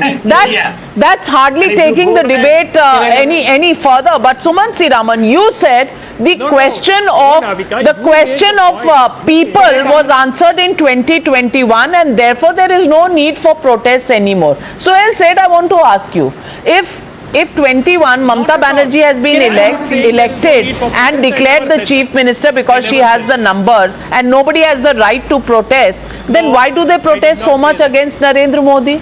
After all, he was elected in 2014 and 2019 as well. ये रोज क्यों खड़े हो जाते हैं झंडा लेके कि मोदी ये मोदी वो, this is wrong, that is wrong, and we want a right to protest, and he has become a Hitler, and we have no democracy left, and we are scared of living in India. Why Suhail said? Why? When the matter has been settled at the hustings? Who said nobody should Sumant Raman normally has impeccable logic, but obviously today is not one of those good days for him. To say because Mamta Banerjee won a popular mandate, she should be allowed to run amok is the most perverse argument I've ever heard. A. B. Two wrongs don't make a right. Because the BJP also has goons doesn't mean that you must allow goons to now infiltrate every political dispensation in the country and run amok. Number 3, it is very clear that today what is happening in Bengal is party agnostic. All parties are indulging in violence because they believe that this violence will be the way forward. This is not the case. As far as, and I think Shatarupa said, that if the planning for this was being done in advance, the police has no business to stop people from traveling to the place of protest, which in this case is Calcutta, and then moving to Nobonna, which is on the other side of the river. I think the police perhaps worked more to the tunes of the ruling party, which in this case is the TMC, rather than be objective. It is very clear, Navika, that today Bengal has slid into a cauldron of reckless and brutal violence. That needs to stop. If the police can't stop it, if the administration can't stop it, then the courts need to step in. Because this violence cannot remain unchecked. What is happening is, at the altar of democracy, by talking about democracy and protest, you are telling people that everything is kosher, that you have a free pass to indulge in the kind of violence that we have seen. This cannot happen. You remember in America, when this whole police brutality and police atrocity took place, it took a turn where civil society then went back and said Black Lives Matter because of the police brutality, blah, blah, blah. I'm not saying we need to run a movement like that in India, but certainly Bengal needs to have its violent quotient. Suman Siraman has an objection that I deduced from his comments something that he didn't say. Well, Suman Siraman, well, you said that she was elected and that matter was settled. I only took what comes out of that statement is, then why are you protesting now? So why are you complaining so much just because I'm deducing from it? You don't have to say everything. Some things are understood. No, everyone, no, they are not understood. Everyone has a right to peaceful protest. You do not have a right to throw stones. You do not have a right to break police vehicles. But the allegation is that the stones were thrown by cadres of the Trinamool Congress dressed up as policemen. That is a soundbite I played. Right now, Navika, can I show you the video? I'm not sure how visible it will be. All right, Riju Datta is also showing the video. While you take out yours, Riju Datta, what's your question to Smita? How is it got a parallel broadcast going on? You are showing a video. It's not a parallel broadcast, madam. How can we have a parallel broadcast going on in your channel? Yes, because the how do you have a parallel broadcast going on? Are you time bound? Media needs to grow up a spine. If you selectively choose videos, then you can ask. Do you go on two channels simultaneously? How are you doing a parallel broadcast? Firstly, Navika, I just need to say this, that he loosely everybody is using the term Hitler. He is a Goebbelian narrative out here. I quoted the NCRB and their Bengal is right on top. Tripura, as far as the northeast states, he's right on top. Now the video of violence that he's talking about, yes, there was violence on both sides, and a channel or a news organization doesn't certify who was doing the violence, that person is right and who wasn't. We show the violence just like you do, every other channel does. This is ridiculous that he has a parallel broadcast going on the channel while you are not the editor, Riju, to decide what goes on Times Now. How can you run this? Just because nobody is stopping you, people are being courteous doesn't mean you run a parallel broadcast. The national media needs to grow a spine, madam. Oh yes, so that you can file some more FIRs, Mr. Riju Datta. On the last count, there were 12 FIRs against me. Who has a spine and who's crushing the spine, Mr. Riju Datta? No, but 1 minute. Let's not try to teach the media. The media knows its job. The media knows its job. We are not a certification authority. We have shown visuals, every visual uncut as it came on the channel, on ANI or on Times Now. But the fact of the matter is, there is violence, Mr. Riju Datta. Why is there so much violence in Bengal? Why don't you answer that question? You said you were not responsible for the violence after the post-poll situation. You are saying you are not responsible for the violence today. With the video. What are you responsible for, Mr. Riju Datta? What is the Trinamool Congress responsible for? The Trinamool Congress is responsible for maintaining peace and harmony in the state of West Bengal because they have voted us. So if a bunch of hooligans starts throwing stones and destroying government and the opposition is full of hooligans. Shatrupa, bunch of hooligans is all that you had, and that is what is upsetting. And the Trinamool Congress says it has the right to discipline this bunch of hooligans. Respond to Mr. Riju Datta. That's very unfair. There's really no response because they are a self-righteous party who have a track record of hooliganism.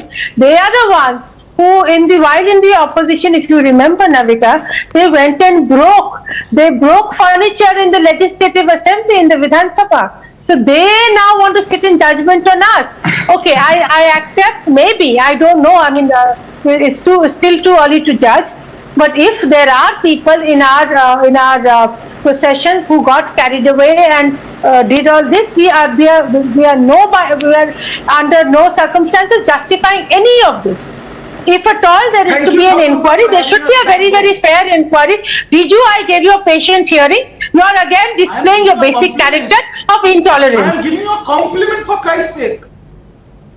I don't want any compliments from you. Thank you very much. Please let me talk. I said thank you for having a backbone. Please let me talk. Are you an orthopedic surgeon looking for backbones in everybody? For God's sake, allow her to complete a sentence. So my point, Navika, is that if there are such people who got carried away and did all this, from our party, if we find out that these people are from our party, we will take very, very serious action, and there will be punishment. There will be. There have been there. We've done this before. We will do this again.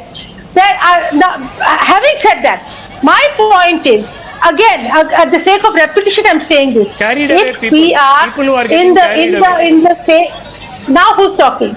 Sumansi Raman, instead of being obsessed with that video, would you want to compliment Shatrupa, who has graciously accepted that if there were anybody resorting to violence in their party, in their protest, action will be taken against them? Would you be gracious enough to compliment, because you don't hear this from political parties very often? So just keep your cell phone with the video down, investigate the matter, and if it is a BJP Karyakarta, then action will be taken against him, Riju Datta. Meanwhile, be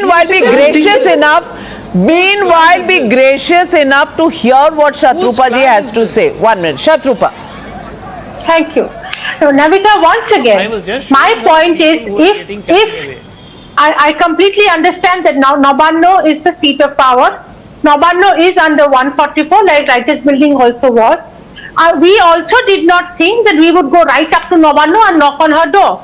We were doing a political agitation, a very peaceful agitation. We should have been stopped in a circumference which is near Nabanno. But police have started raiding our netas, our Karyakartas' houses. At the sake of repetition, again I'm saying, they have been at us for almost 48 hours before the agitation. Under any circumstances, you tell me, we have a senior person like is that democracy? Is that democracy, Riju Datta? Respond to Shatrupa. We have the fundamental right, all Indians have this fundamental right to travel all over India. Under what stretch of imagination have our Karyakartas been stopped to travel? Can I answer now, Shatrupati? Thank you very much. First of all, an honest compliment. You are probably the honest spokesperson of BJP, and thank you for saying what you have said. Yes, the Namanna Secretariat is section 144. Yes, Howrah police denied permission. Still BJP created this ruckus. Now, coming to Shatrupati's question, why were they stopped? And I have said it on other channels and I'm saying it on record. 48 hours, no proof whatsoever. But the Karyakartas were dragged from the trains and they were arrested. Why? Because they had sleeper class tickets. They went into AC compartments with people with valid tickets and they created a ruckus in the train, and that is why they were arrested. I am saying it on record, but with of that 48 hours Jumla, there is no record BJP has whatsoever, because 24 hours ago, Suhail said at least one admission coming in that some people were arrested. Karyakartas who were headed to Kolkata were arrested by the orders of the Trinamool Congress. So Suhail said, where does that leave democratic protest in Bengal? 1 minute, don't be under any misconception that Mamata Banerjee is a dove. She is not a dove. She's a fighter. She has emerged from the same cesspool of violent politics of which she was a victim. So she's not a nice, very, docile human being who's going to allow this to happen. So please don't be under any misconception. Everything that has happened in Bengal today has happened with her knowledge and perhaps with her consent. I don't know about individual people getting beaten up or not, because even she doesn't have the time. Number one. Number two, I don't know if Riju was born then because he's a young boy. There was a very, very brave Deputy Commissioner of Police under the communist regime who was lured into Khidarpur and brutally murdered a gentleman called Mr. V.K. Mehta. That's the history of violence. My appeal to Mamata Banerjee is, you talk about Ma Mati Manush. A Ma doesn't want to see any child killed. A Ma is protective. That's what Durga Ma is all about. That's what our pujos are all about. So I'm saying, make Bengal turn a new leaf. Today, Mamata Banerjee can make it happen.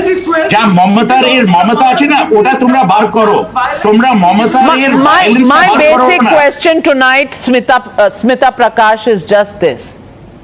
Khela hobe for 2024. Does that justify the scenes that we are seeing today. Just because there is power play, just because the bugle for 2024 has been sounded, and just because they believe in Khela Hobe. Yes, Navika, there is a structural problem in the politics of Bengal. While I am not from Bengal and Suhail and Riju and Chatrapa are part of Bengal, they obviously know the state better. But we sitting outside can get this outsider's perspective, and that there is, nobody expects Mamta to be nice and docile. You don't win term after term as a chief minister by being a nice and docile person. That's not expected out of her, and especially not in a large state like Bengal. Sure, rule with an iron hand, but rule with don't be the person that you fought against. Don't become that person. For heaven's sake, you are the one who was a victim of that violence, that political violence. Everybody in the state expected more out of you. At least we sitting outside expected more out of you. So, where everybody might turn around and say that this was a police matter, I'm sorry, but we are all feeling disappointed that this is not what we expect politics of West Bengal to descend into. More of the bad old past. Absolutely, and those visuals on your screen, ladies and gentlemen, are when Mamta Banerjee was at the receiving end. And those visuals of where she was beaten up and literally her skull opening there in the violence of the year. Is this what she wants to be repeated in Bengal? And the question is not about whether protesters should be stopped on their way to their secretariat. Of course they must. But there is a way, there has to be a circumference, and there is a manner in which these protesters have to be stopped. And above all, the question is, you had no answers for the violence after the polls last year. Do you think there is going to be anybody who's going to believe that you have no control today either? And what about those mounds of bundles of notes that have been found in close contact with people close to Mamta Banerjee, part of her ecosystem? Doesn't the public deserve to have an answer on that corruption? That's the question we are asking. Thank you very much to my panelists for joining me on debate number 1. On the other side, I spoke with Bill Gates, who today talks about India's achievements in the development goals, which have taken a backseat during the COVID years. But how soon are we going to achieve them? All that and more in this interview with Bill Gates on the other side.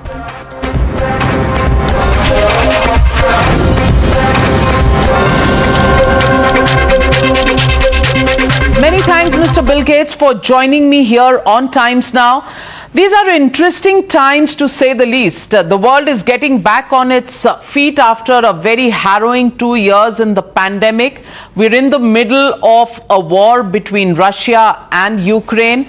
In your goalkeepers report, you do talk about the fact that there were 17 goals that the world, 193 countries, needed to fulfill. And I quote, you say, 7 years in and the world is on track to achieve almost none of these goals. But failure is not inevitable if we collectively challenge our assumptions on how global progress is achieved. I want to ask you, Mr. Bill Gates, how do you think we are going to get on track with the achievement of these goals, and what makes you so hopeful? Well, certainly the progress in the world up to the start of the pandemic on these goals was very good. Childhood deaths were cut, agricultural productivity was increased, women's empowerment, things like digital bank accounts, particularly in India, were improving a lot.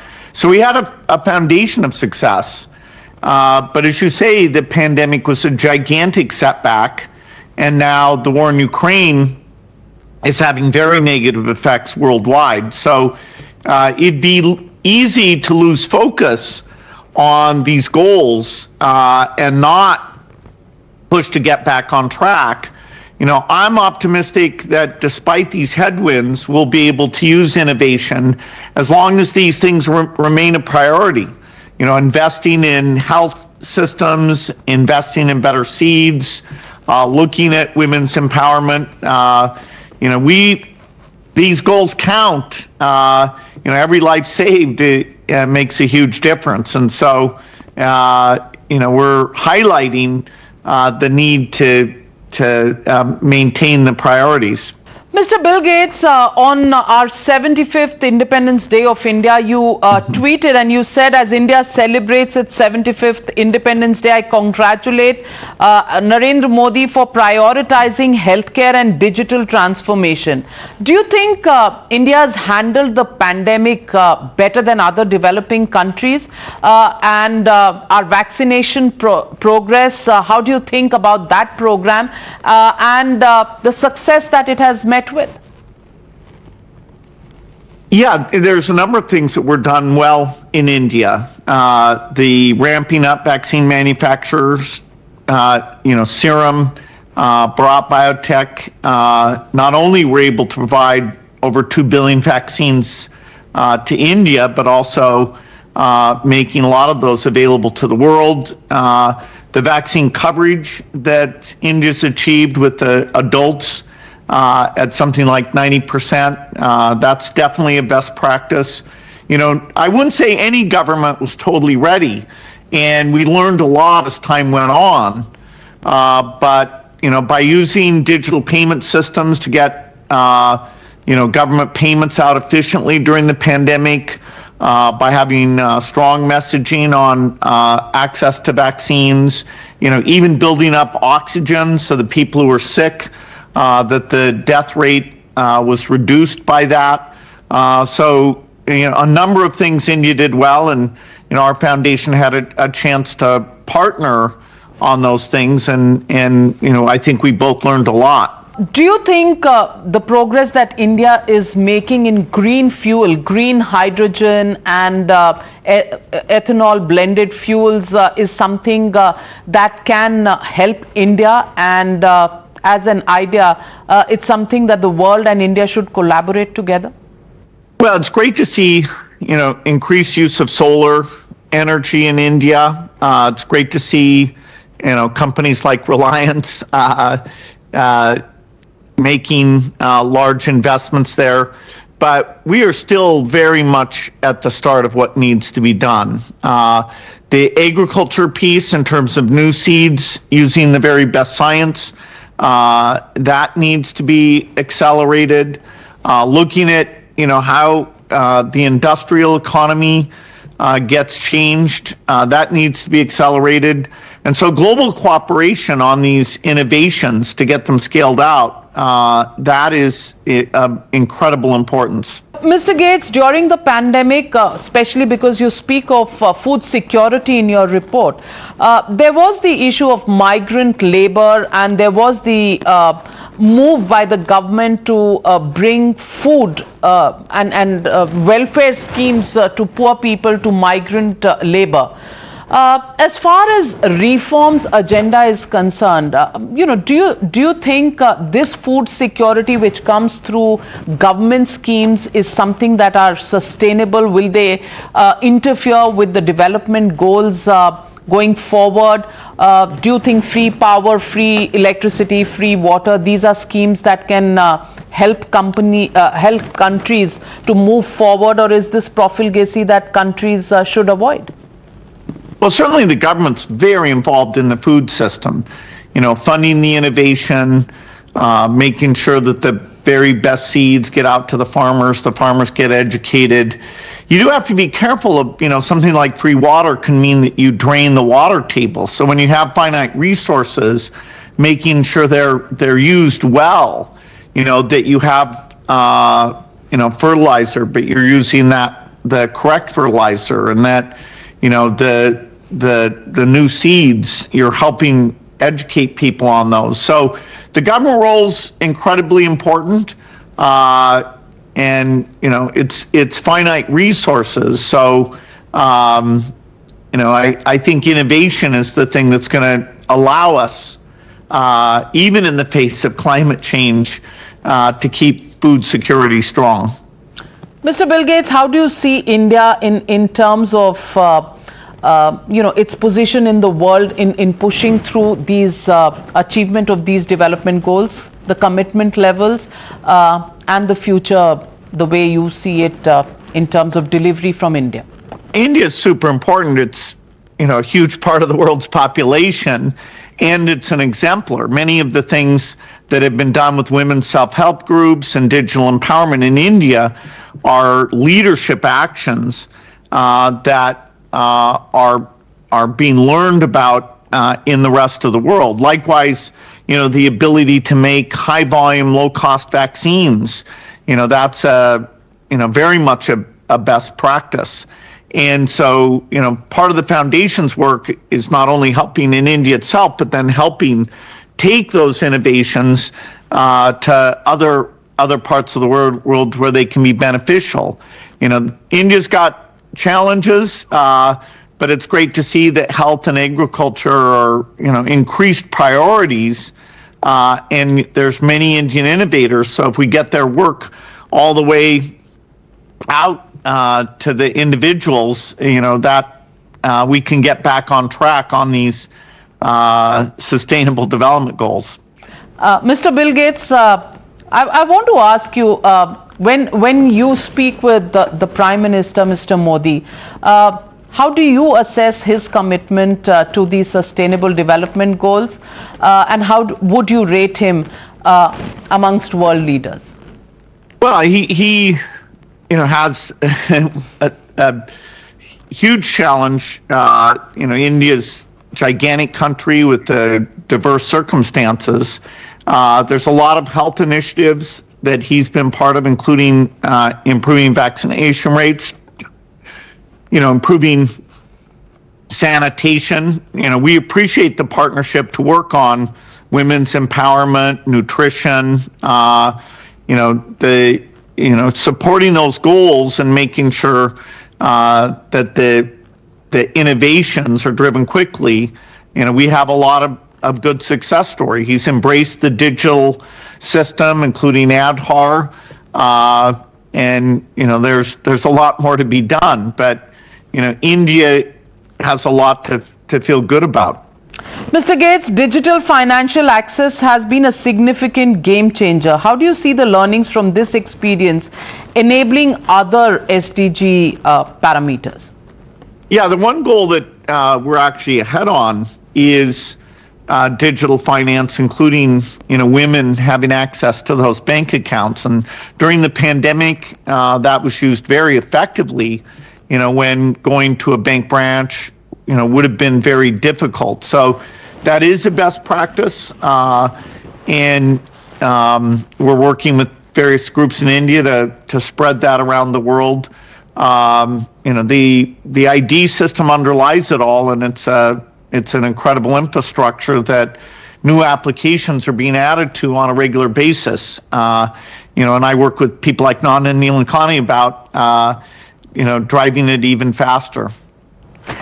Mr. Gates, would you say India has actually demonstrated several lessons of handling the pandemic, both on the digitization and on the health front, for other countries to follow? Would you believe that? Yeah, India did a number of things well, and getting those oxygen centers out, getting even some new capacity into the health system.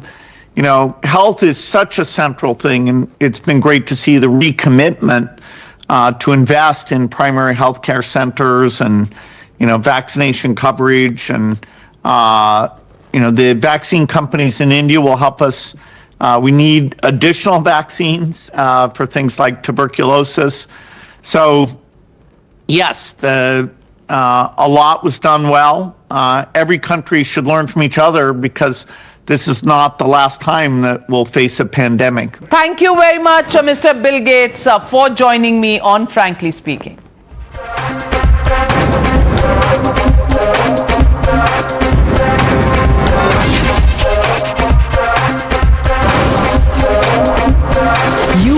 watching the News Hour at 9. Stay tuned.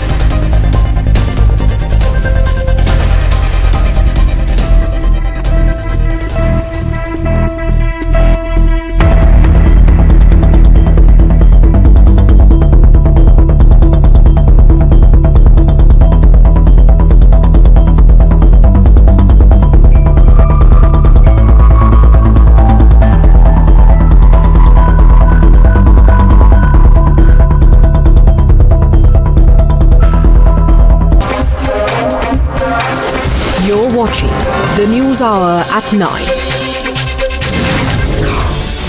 The NCPCR has written to Chief Election Commissioner for initiating an action against Rahul Gandhi and Jawahar Bal Manch for allegedly misusing children as political tools. PDP Chief Mehbooba Mufti has hit out at the BJP over Gyan Vapi case verdict. She said the decision would lead to a communal atmosphere which ironically plays into BJP's agenda. Visuals emerge of a Delhi government-run school in East Delhi where children are being made to study in makeshift port cabins. Big blow to Bihar Chief Minister Nitish Kumar in Daman and Diu. 15 JDU Panchayat members left the party to join the BJP. CBI searched over 30 locations including the premises of ex-Jammu and Kashmir SSB chairman over alleged irregularities in the recruitment process of sub-inspectors. The economic wing of Delhi police will question Jacqueline Fernandez tomorrow in the 200 crore extortion case. A team of experts from Hong Kong has reached Mercedes showroom in Mumbai's Thane to investigate the car after Cyrus Mistri's death. The Punjab and Haryana High Court has granted bail to Kalyani Singh accused of murdering national level shooter and corporate lawyer C.P. Sidhu in 2015. Indian and Chinese troops have completed disengagement process in Gogra Heights hot springs in eastern Ladakh sector. India will assume G20 presidency for 1 year starting December 1st in 2022. India will host the G20 summit which will begin from September 9 next year in New Delhi. You were watching the News Hour at 9. Stay tuned.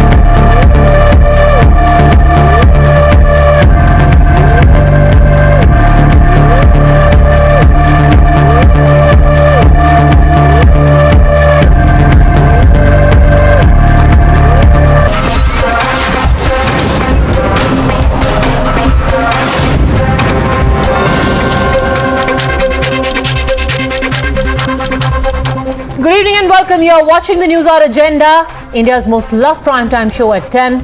I'm Padmaja Joshi. Today the BJP took to the streets across West Bengal against what they called is a rampant reign of corruption by the state government, or at least people associated with it. But soon this Nabanna Abhiyan turned into a bloody political clash with scores of BJP workers and cops left bloodied. It started with the BJP leaders being detained when they were marching to the state secretariat in Kolkata. Police also intercepted several workers of the BJP at various points and eventually used tear gas and water cannons to disperse the crowd. But it didn't end there. The BJP alleged that excessive and illegal force was used on its workers and leaders, a crackdown on any kind of opposition and dissent. A crackdown that is fast turning West Bengal into a North Korea of sorts. They were using water cannon, they were using those tear gas, and these TMC people over there, wearing the uniform of police, these are TMC cadres. They were throwing stones from the ceiling, from the terrace. কয়েকশো party কার্যকর্তাকে বিভিন্ন থানায় আটকে রাখা হয়েছে এবং আমাদের প্রায় 200 থেকে 250 কর্মী আহত হয়েছেন, তার মধ্যে 50 জনের বেশি বিভিন্ন হসপিটালে আছে। আমরা এটা নিয়ে লড়াই করব আর আমাদের সভাপতি রিলিজ হওয়ার পরে আমি এবং আমাদের মাননীয় সভাপতি 6 নম্বর মুরলী লেন থেকে আমরা রাহুলদাও থাকবেন, আমরা সেখানে প্রেস কনফারেন্স করে পার্টির পরবর্তী কর্মসূচি জানাবো। The kind of situation no one can imagine in any part of India, because the police is throwing the bomb on the BJP supporter. It is really unique feature of the West Bengal police. Police tried to stop us, that's why our mob got violent, otherwise it was a peaceful demonstration. The Trinamool Congress, though, had a very different version of the story. They pointed out that cops were attacked by members of the BJP, public property was targeted, there was arson and stone pelting that not just left several people injured but also saw several vehicles, including a police jeep, set on fire. So is the protest today a crackdown on dissent, or a protest against corruption that went completely out of hand? You're watching the News Hour at 10, debate number 1 on Times Now, Super Prime Time. Joining us now on the debate, we have Sanju Verma, national spokesperson of the BJP, Arindam Bhattacharya, spokesperson of the West Bengal BJP, but more importantly somebody who was a part of the protest and has been injured in it, Saket Gokhale, spokesperson of the Trinamool Congress, Siddhartha Das, political analyst. I'll start with you, Sanju Verma, because today we saw images of a police van being set on fire, of stone pelting taking place. This surely cannot be advocated as a way of protest by the Bharatiya Janata Party.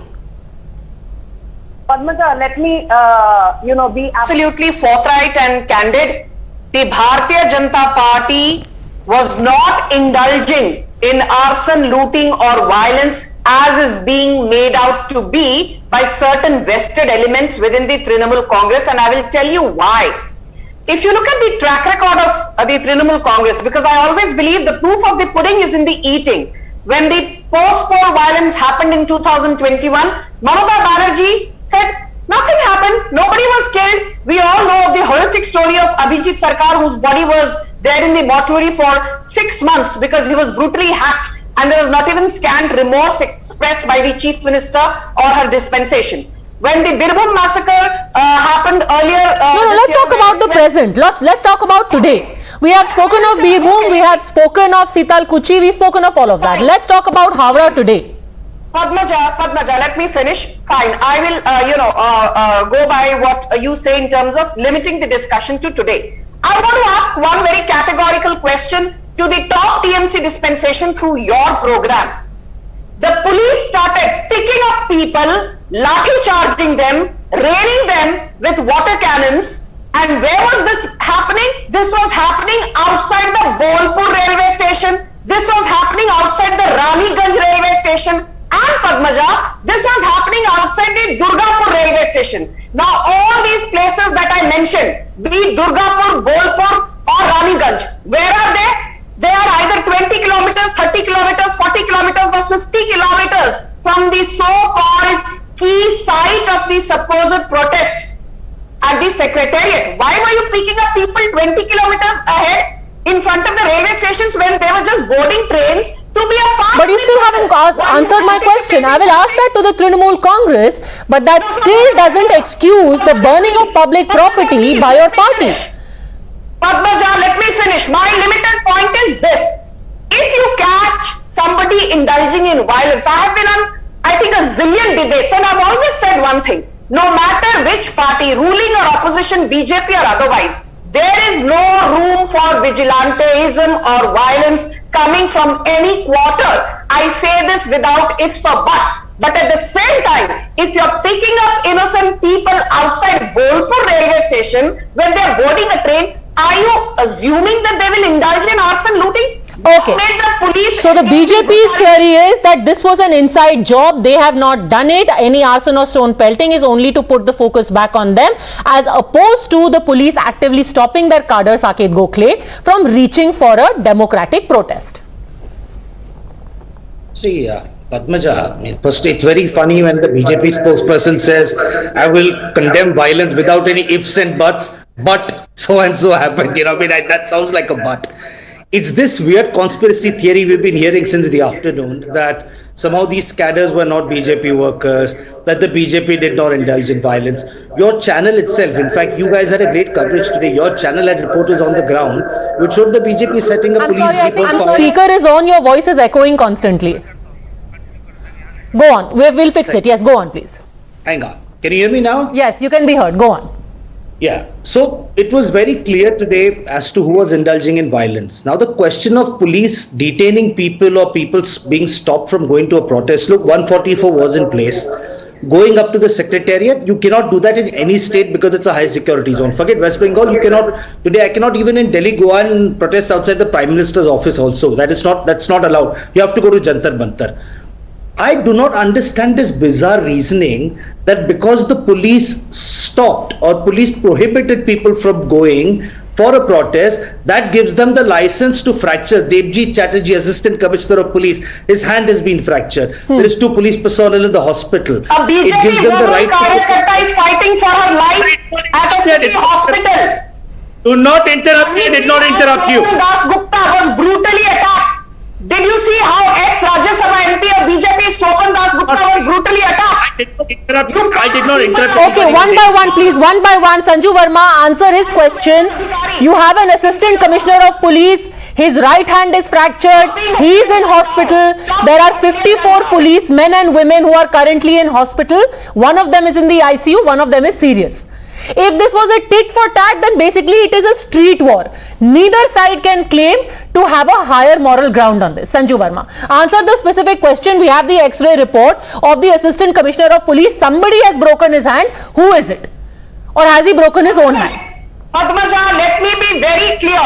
I will not allow this debate, at least from my end. You are the anchor. You are steering the debate to, be on the defensive today. Because today, clearly, if you have even an iota of common sense, and I'm saying this to people like Saket Gokhale, did you see Sopan Das Gupta? Did you see the condition of Agnimitra Paul? Did you see the condition of Suvendu Adhikari? Did you see how they were brutally being beaten up and packed into police buses?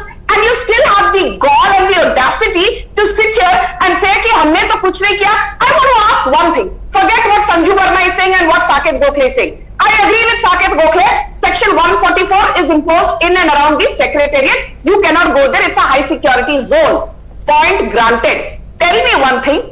Is outside Bolpur railway station, 30 kilometers from the secretariat, was there section 144? No. Was there section 144 outside Raniganj railway station where your police engaged in brutality? No. Was there section 144 outside Durgapur railway station where you engaged in brutality? No. So don't come here and give wrong facts. Answer this, Saket Gokhale. Why was there an ad hoc indiscriminate picking up of people from Howrah railway station, from across different points when they were only trying to peacefully come to Kolkata? There was no indiscriminate picking up. There were barricades that were put up. In fact, you would have seen videos today of BJP workers going, because the Howrah bridge was closed, they were sitting in boats and going to the other side. There was no indiscriminate picking up of people. Actually, today in the Calcutta High Court, the petitioner, which is the BJP, has submitted that they have CCTV footage from the railway platform that shows the Kolkata police picked up their workers. But Padmaja, I have only one question, and I'm going to come back to just that. Only one question. Stopping people, preventing people, does anything justify setting vehicles on fire? They were trying to put a burnt napkin inside the fuel tank of a police jeep. Does anything justify beating up police personnel and fracturing their hand? This is a non-negotiable question as it is. Nothing can condone attacking public property, attacking a public servant, or engaging in violence. But that still doesn't answer the question, was there an extra constitutional attempt to try and stop a rally which was so far peaceful? If people are trying to board a train at the Howrah railway station, why were they stopped by the West Bengal police? Extra constitutional. Look, here's the simple thing. Why were, the opposition stopped from going to Hathras, for example? Now these questions, look, maintenance of law and order is the job of the police. The police did what they did in their wisdom in order to make sure that there is no, look, this is the city. Durga Puja is coming up in 2 weeks. The BJP was going out tomorrow. What if riots had been incited? What if these guys would have done something leading to a law and order situation? There is a big festival coming in 2 weeks. So then let me ask you a counter. You're saying, just a second, going by your own logic and your reasoning right now, you're saying what the police did in Hathras by stopping your delegation was the right thing. Because just like you apprehended riots today in Kolkata, the Uttar Pradesh police apprehended riots in Hathras. I did not say that, Padmaja. You heard what I said after that. I said the police exercise Durga Puja is 2 weeks away. The police exercise the legal powers that they have to pretend a law and order situation from going out of hand. We have a big festival happening in 2 weeks. Large-scale brutality without provocation. Was the police provoked by peaceful protesters outside Bolpur? No. Simple question is this. Provoked outside Durgapur railway station? No. Was the police provoked outside Raniganj railway station? No. Despite zero provocation. Look, let me put one last sentence here before you go to the other Okay. To your specific question, Saket Gokhale, I think a person better placed is the only one among all of us who was actually present on the spot, Arindam Bhattacharya. Arindam Bhattacharya, why did you get into a confrontation with the police which has now resulted in you sitting here with your head bandaged and some policemen sitting in hospital with their head bandaged? I'll first of all like to ask a question that whether the West Bengal government provides shoes to the policemen or they provide slippers to the policemen. Because we have seen policemen, because how do we recognize policemen? By their uniforms. Men in uniform, but they were putting up slippers, they were hurling stones. So this is what we have witnessed today, and all these documents will be submitted in the court along with the CCTV footages that we have with us. So I want to ask the person who is representing the government and the TMC whether they provide slippers to the police personnel or they provide shoes.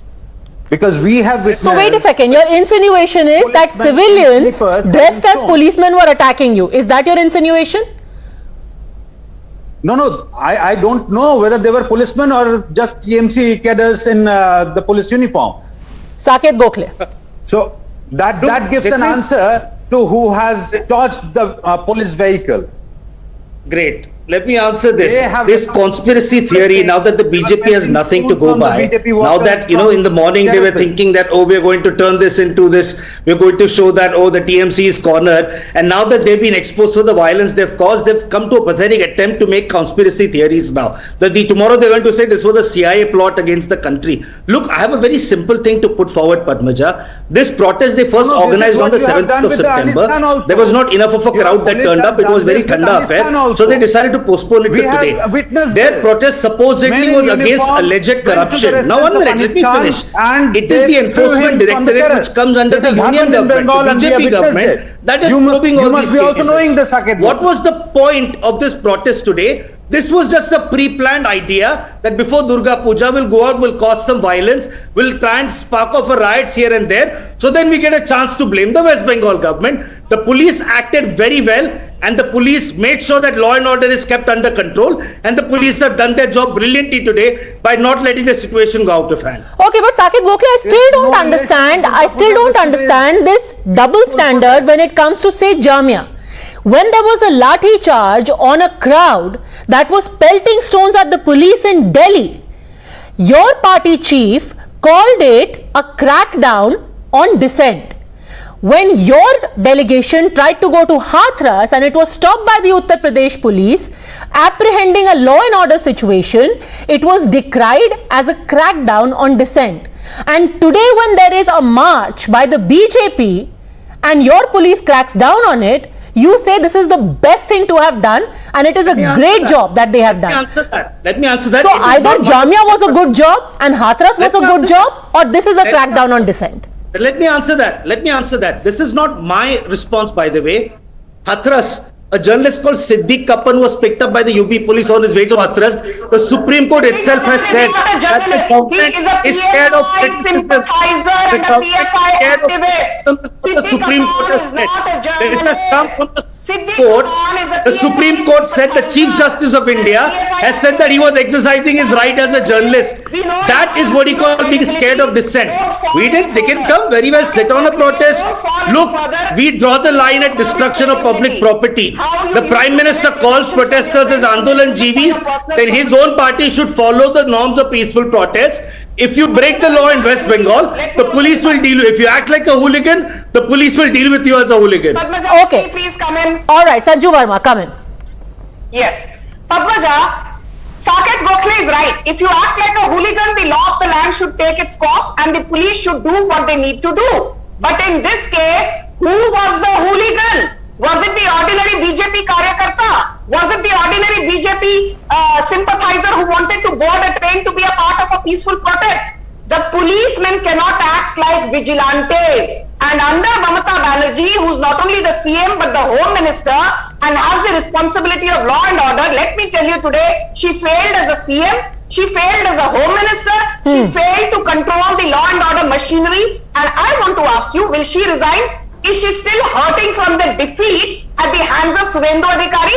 Suvendu Adhikari was not even protesting when he was picked up and randomly put into that police vehicle. So please stop giving here, these pearls of wisdom about how great your dispensation is. Draconian, autocratic is what Mamata Banerjee is. Simply wearing a white sari and a Hawaii chappal does not make you, somebody who does inclusive politics. Okay, this is not about Mamata Banerjee and her sense of dressing, but since you spoke of Siddiq Kappan, let me also remind you, Saket Gokhale, and you spoke of courts and what they have said. The Allahabad High Court, while denying bail to the self-same Siddiq Kappan while he was headed to Hathras, said it has come up in the investigation that the applicant had no work in Hathras.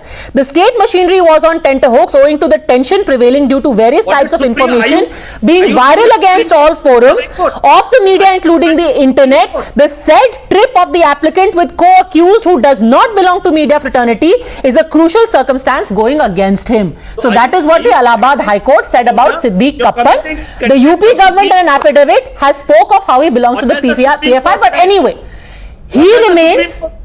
Are you saying the High Court is above the Supreme Court? That is contempt. Siddiq, that is not contempt, first of all, and I never said that. I have said no such thing, and that is not contempt. I am just quoting to you what the Allahabad High Court has said.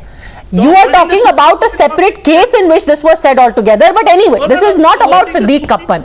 This is not about Siddiq Kappan. It is about apples and apples of police action and the reasoning behind it and how it is held to different standards. I will give you another example, sir. I will give you another example. While having said that there is no excuse for damaging public property and attacking public servants, let me remind you, just a second, let me bring in Siddhabrata Das because he's been waiting very patiently. Mr. Gokhale, I will come back to you and you will reply, but Siddhabrata Das has been waiting. There are no ifs and buts. There are no ifs and buts. There are no. So you can't try to now very smartly turn this and try and say if but. If it's unconditional, it's unconditional. It is unconditional, but that still doesn't condone breaking people's heads. If we are talking about cops, 54 of them who are in hospital, there is also an ex-mayor who is lying in the ICU. She cannot be forgotten either. There is no excuse for beating a woman to pulp either. Again, if you're a part of a mob, the police is not hunting for individuals. If you get injured in a lathi charge, if you're a part of a mob, and let's put it this way, I am very grateful today. I am very grateful that the Kolkata police did not resort to firing despite all provocations. The Kolkata police used lathi charge, used peaceful docile methods like water cannons. The BJP tried to provoke, but unlike UP or unlike what happened in Sitalkuchi, the Bengal police did not resort to firing or any kind of lethal force today. Okay, this is very important. Arindam Bhattacharya, just a second, Arindam Bhattacharya, Saket Gokhale is saying you should consider yourself lucky that the police did not open fire. But they were hurling bombs. Today we have the footage. Seriously, I am saying this responsibly on your channel. It is a handiwork of the BJP, your TMC workers and the police. Today they have resorted to this barbarism together, and it was a pre-planned attack on the BJP workers. Pre-planned attack? So the ones who burnt police vehicles, the ones who went and attacked policemen, my goodness, I cannot you are picking up people from Alipurduar, from Siliguri, from Jalpaiguri. Your police was picking up BJP workers from yesterday. For one day, Padmaja. From yesterday, you had a very well thought out plan. Okay, one at a time, please, one at a time. One at a time. Let Mr. Bhattacharya finish what he is saying, then Saket Gokhale, please. Nobody will be heard and nobody will make sense. Mr. Bhattacharya, finish your point in 10 seconds and Saket Gokhale will respond. Yes. From yesterday, they were picking up BJP workers from different quarters, which was 500 kilometers away from Kolkata. In Coach Bihar, in Alipurduar, in Siliguri, in Jalpaiguri, in Durgapur, in Raniganj, they were picking up the BJP workers yesterday. And what they did, they prepared some workers, TMC workers, to mingle with the police. That's why they were wearing those slippers. They were hurling stones, they were hurling bombs. They have touched the properties also, they have burned public property also, so that persons like Mr. Gokhale can sit on the TV channels and defend it on the next day. Charge number one, that if you are saying today the police action is in retaliation to BJP's hooliganism, that doesn't wash simply because the BJP workers were being picked up since yesterday when they hadn't even started the march. And second, the more serious charge that there were your cadre mingling with the police hurling bombs. Saket Gokhale. You know, Padmaja, my request in public interest today, at least for the sake of this country, would be that I understand your channel has a duty towards the BJP, but let's not condone what is not condonable. Sir, my channel has absolutely no duty towards anyone. You get a platform on our channel, which we are not obliged to give. We give it in the interest of the country. So please, let's not make this personal, but go on, make your point. In terms of Padmaja, let me not remind anybody of their obligations, but the fact that you are giving us... But you just did. About us having a duty to the BJP, I assure you most fervently we don't, but go on. Sure, then I'm saying act that way is what I'm requesting your channel to do. Do not... You don't have to request.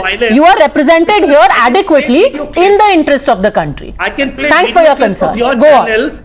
Reacting very differently when protests happen conducted by some other group versus when protests are done by the BJP.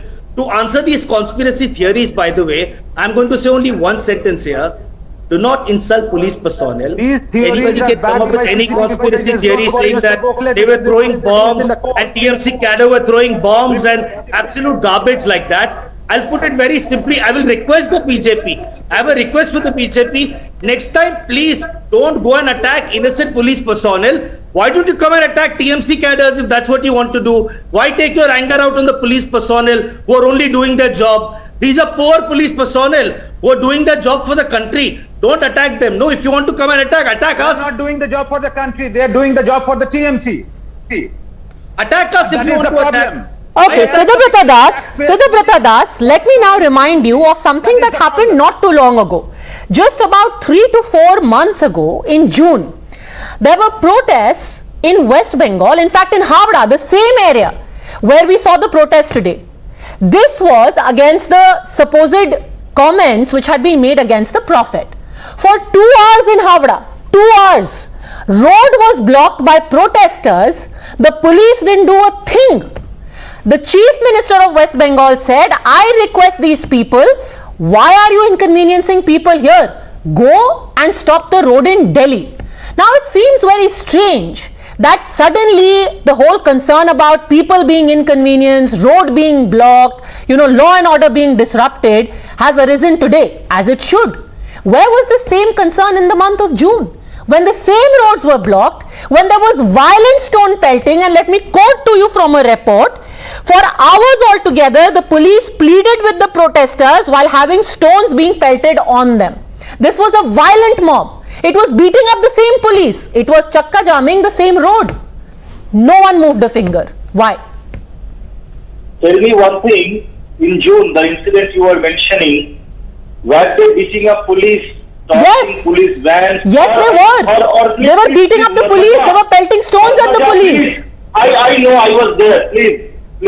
I am a resident of the state. I know the event. Please tell me, were they going to Navanna Obija? Navanna is the state secretariat. Blocking a road and going to... So blocking a road and pelting stones is okay as long as you don't go to Navanna. Peaceful agitation. Peaceful agitation? They were pelting stones, sir. Agitation. No. Whosoever has done that, police have taken action. Go and check the facts. I need to come in now. Many people were arrested, many people were booked. But in this case, BJP has the sole intention of creating anarchism today. They had the sole intention of creating anarchism. They brought people from outside the state. Crores of rupees were invested for this event. People from outside the state were brought. Outside the state was brought 2-3 days prior to the event for the sole intention of creating anarchism in Kolkata. Okay. It is the state secretariat under attack. It is not a street. It is not a street. That's what people were protesting. They were going to attack the state secretariat. Okay, they were going to attack the state secretariat, which is why exemplary action was taken. Sanju Verma. Okay, this man, Padmaja, I can't shout over him. Okay, Sanju Verma, had somebody started marching to parliament, you would have also lathi charged them. Let me please.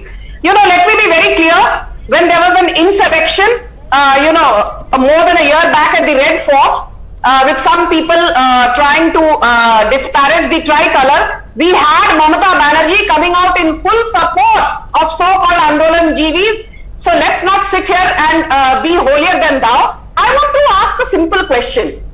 Kunal Ghosh today made a very interesting statement, which is in absolute contrast to what TMC panelists have been saying in debate after debate, and I've done quite a few since the evening. Kunal Ghosh, your General Secretary and National Spokesperson of Trinamool Congress, has on record stated... No, don't interrupt me now. You're getting rattled. Padmaja, let me finish. Okay, 30 seconds, let her respond. You will get your time to respond. Go on. What did Kunal Ghosh say? He said actually the people who were beaten up and who were attacked were not BJP workers. These were media people, and our policemen were in plain clothes and they were also involved in the arson and looting. So we also need to see whether our own policemen were involved. This is your Kunal Ghosh, General Secretary, making the statement. What do you have to say to that? This is in sharp contrast to what you are saying. Kunal Ghosh is actually saying police was involved. And police was doing more than what it needed to do. Police was beating up innocent people and media men. And BJP karyakartas were not involved. Kunal Ghosh has made this statement in vernacular media. Let him respond. Look, this is what happens when you try to spin a yarn. Kunal Ghosh is not the national spokesperson, I am the national spokesperson. Sanju Verma is referring to Kunal Ghosh as the TMC's national spokesperson. No, he is not. I am the national spokesperson and I am sitting right here. And I am making the statements that I am making. So when people try to spin a yarn like this, it's quite funny because they're bound to then not Okay, even he's get a their member facts of your right. party. Has he said this? How do you explain what he has said? Sorry, cannot hear you. I cannot hear you. How do you explain how this member of your party has responded? I don't know what comments is she talking about. I haven't seen anything like that by Kunal. Oh really? You are illiterate and uneducated, or you're pretending to be so? I Sorry, fail to fathom. This statement of his has gone viral in the local As media this and person, so Sanju on. Verma, I'm sorry I don't have to listen to an idiot like this and make a Okay, again, please, no personal comments. Let's watch our language. I think it's a good time to end it over here. Let's say this again right at the end. While making it very clear that there is no room in our country for attacking public property or people who are in public service, one also has to look at whether this was an attempt to try and nip in the bud any voice of the opposition that is being raised in the state of West Bengal. Because this is not only the BJP. Mind you, this has happened earlier to the left as well. It has happened to the Congress as well. Is this okay? Is this okay in the name of law and order? We leave it to your judgment. Thanks very much, all gentlemen. Sanju Verma for joining me.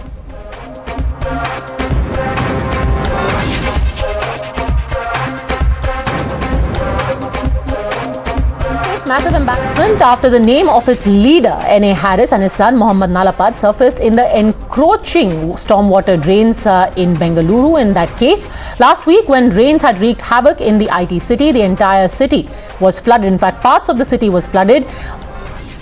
Mohammad Nalapad had staged a protest against the state government over poor infrastructure, but now the BBMP has listed him among 15 people who were engaged in encroachment. The civic body also carried out a demolition drive against the encroachers today. BBMP unleashed bulldozers on the illegal properties of Nalapad.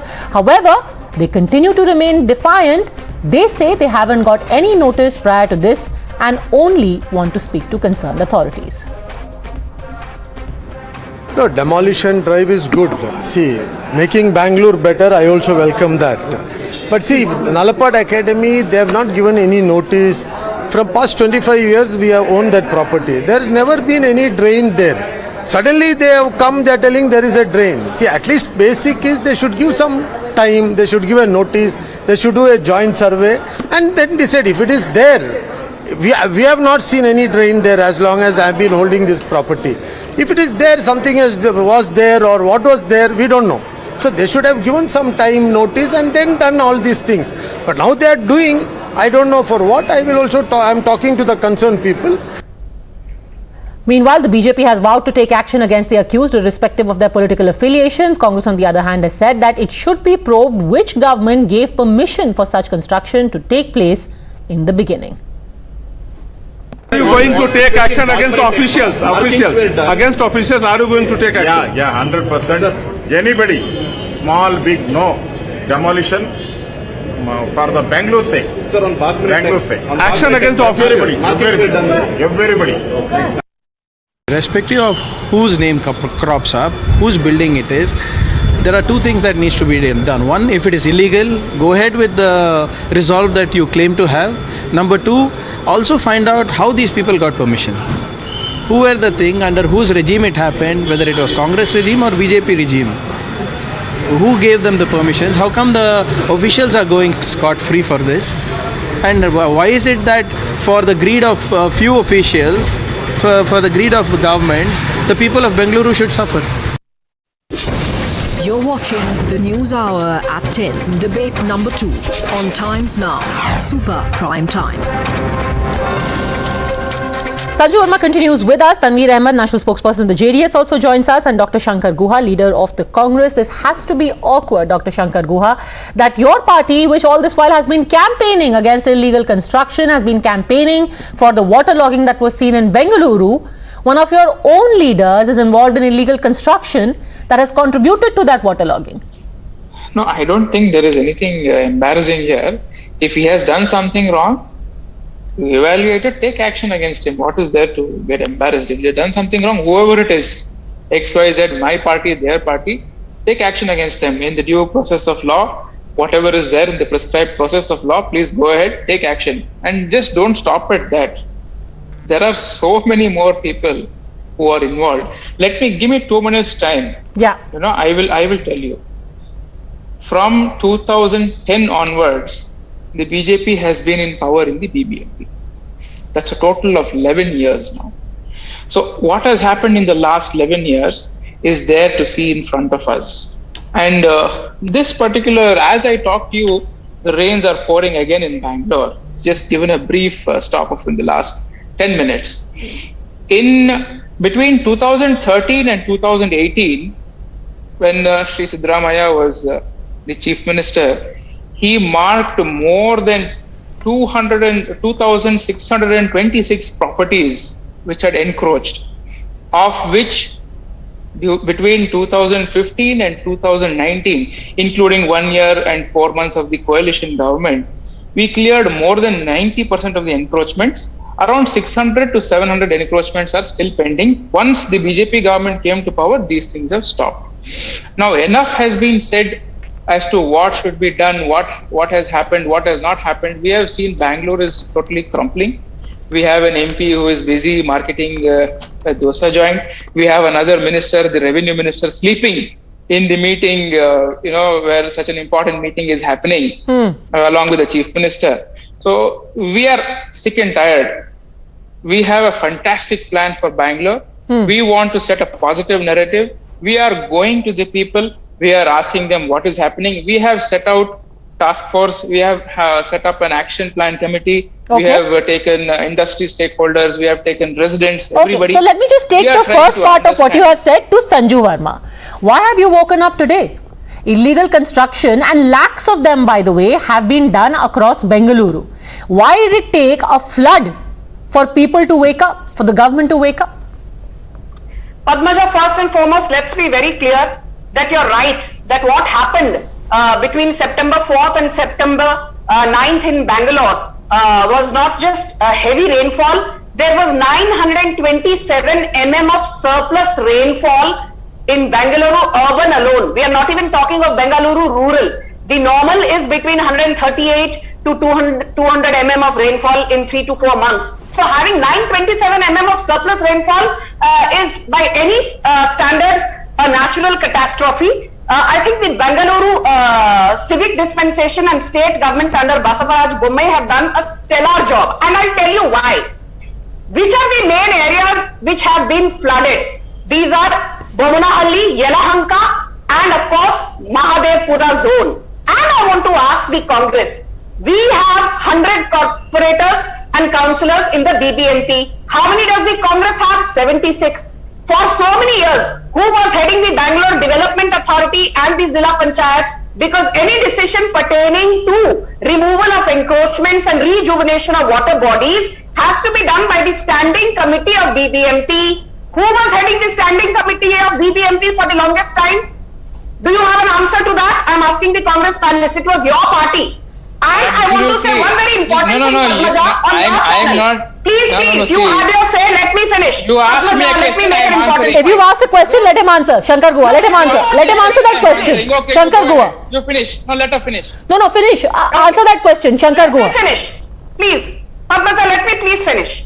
I will just make a very short point. Okay, go on. The main reason why it has taken this long for encroachments to be weeded out is for the simple reason that each time the state government decides to do away with encroachments on water bodies and SWDs, that is stormwater drainages, there is a curative petition that is filed. The moment Basavaraj Bommai came to the helm of affairs, he decided that all the 672 illegal encroachments will be pulled down. What happened next? Most of these people got a curative petition filed and put the entire process on hold.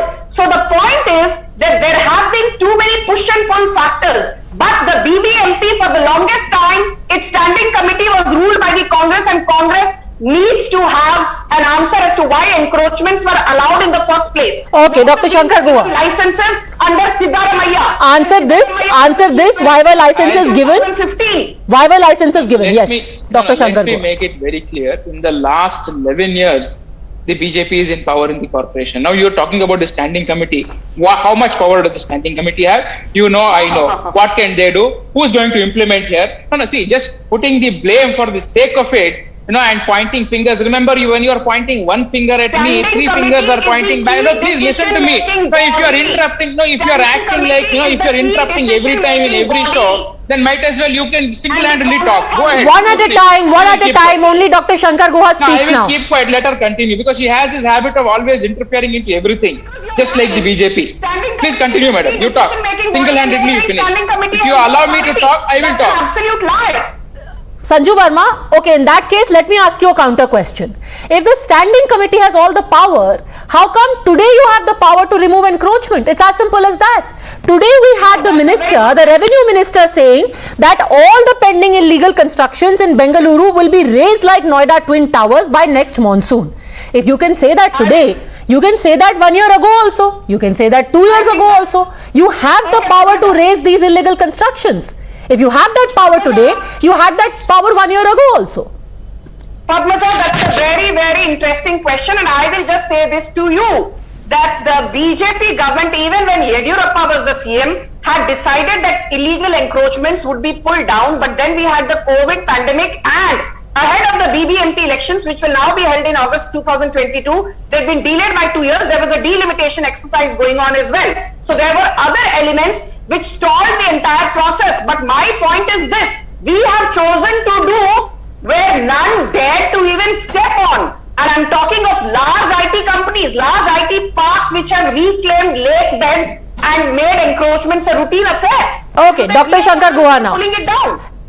No, I missed some parts of what she said, but whatever I heard towards the end, too little, too late, madam. It's too little, too late. As Padmaja asked you, today suddenly you have all the powers. Why are you hesitating to go back and conduct the BBMP elections? The city is running under without a head. Once the delimitation exercise is over. All that is over, madam. You are going on putting it in the court. You are just, you are playing the snake and ladder game.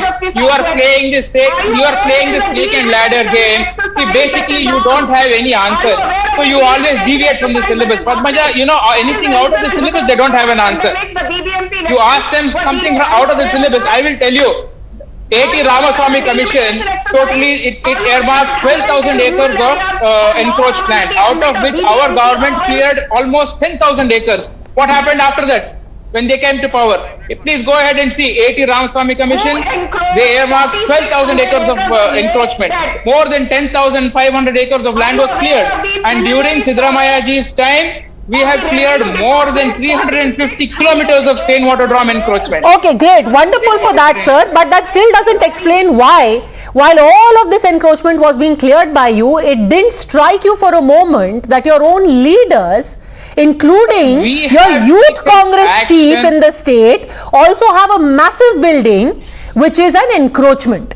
See, at some point, it's not like it's a small little building, but it's a one-bedroom flat.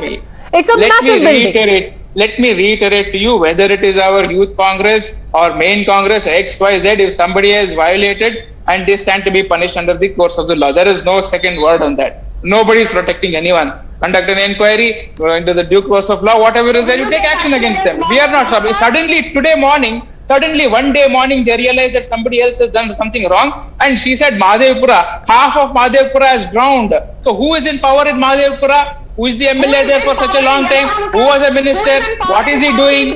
He is very busy. He is so arrogant. His daughter is arrogant. So what is he doing? Okay, Tanveer Ahmed, is this a deep rot? And let's face it, politicians across the board are responsible. At least in Bengaluru, if you look at encroachments, if you look at some of the biggest buildings that have come up in the Lake District, it belongs to the biggest names of all your parties.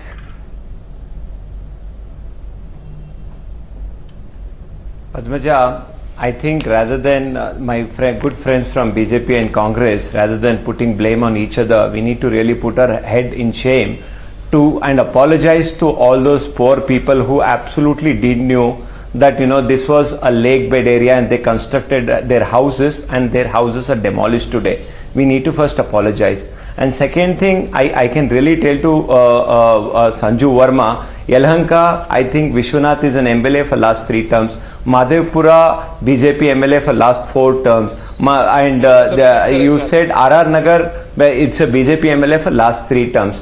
let us really not go on that part. Blaming is absolutely a very easy task. Today, all those big houses were small houses were demolished. Did they even dared entering Bagmane Tech Park? No. Did they even question the big IT companies? Absolutely no. I think, who are you trying to fool on sitting on national television? And you are trying to say because of delimitation you didn't for some time, can you put your finger down, please, Sanju Verma? Always you can't really come with your bulldozer, please. Please. And if at all you're going to get a person like this who's always bulldozing. Okay, wait. Now again we'll start fighting each other on personal issues. You asked a specific question about 3 of their MLAs. Let her answer for those 3 MLAs. I think at least for once she has to behave. For once at least she has to behave. No personal. Answer for the 3 specific examples of your MLAs who sat on these encroachments. Sanju Verma. Every time it becomes unruly only when Sanju Verma comes on the national television. It is a very serious debate. As a okay, please, this is not about individuals. Let her answer for the 3 MLAs. The loss amounts over 3,500 crores. Can I please reduce everyone's audio? Let Sanju Verma answer. Yes. There are 28 assembly seats in Bengaluru alone. And BJP last time won 11, the Congress got 13. Now for Tanveer Ahmed to sit here and say that Congress has no role to play and BJP is responsible for XYZ is actually a case of hallucinating. But I will ask one very interesting question which nobody seems to be, focusing on. Who owns EcoSpace, one of the biggest encroachers? Who owns Bagmane Tech Park? Who owns Mantri Tech Zone? Who owns Core Mind Software Services? Who owns Epsilon? Who owns Divyashri? All these IT park companies, big and small, let me tell you, they were given licenses in 2014 and 15. Who was the Chief Minister? Siddaramaiah. Which party does he belong to? The Congress. So Siddaramaiah has no accountability. You give licenses indiscriminately to people to set up an IT SEZ on a wetland which is actually supposed to be a floodplain to soak in the excess water. And then when the BJP decides to pull down encroachments, you have the audacity to sit here and give a bhashan to BJP. Tanveer Ahmed, you are asking questions of BJP. Doesn't there culpability on the part of Congress in this?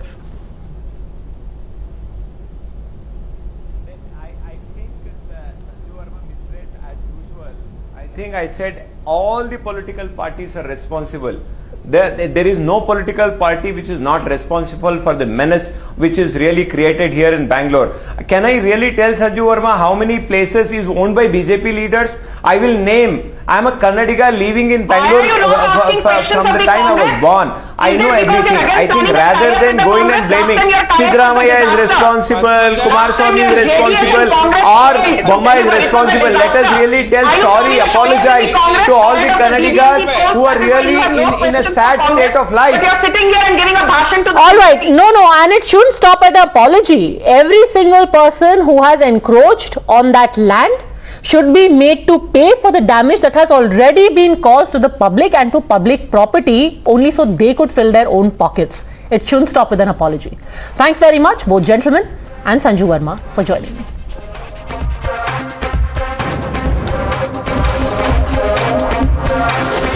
The News Hour at 10 will be right back after the break.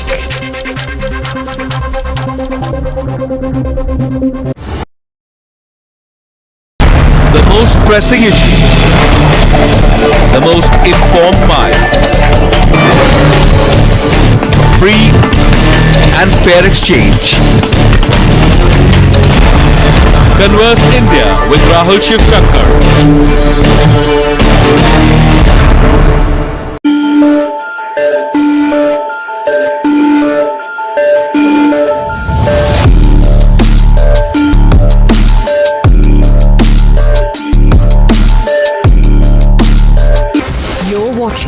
The News Hour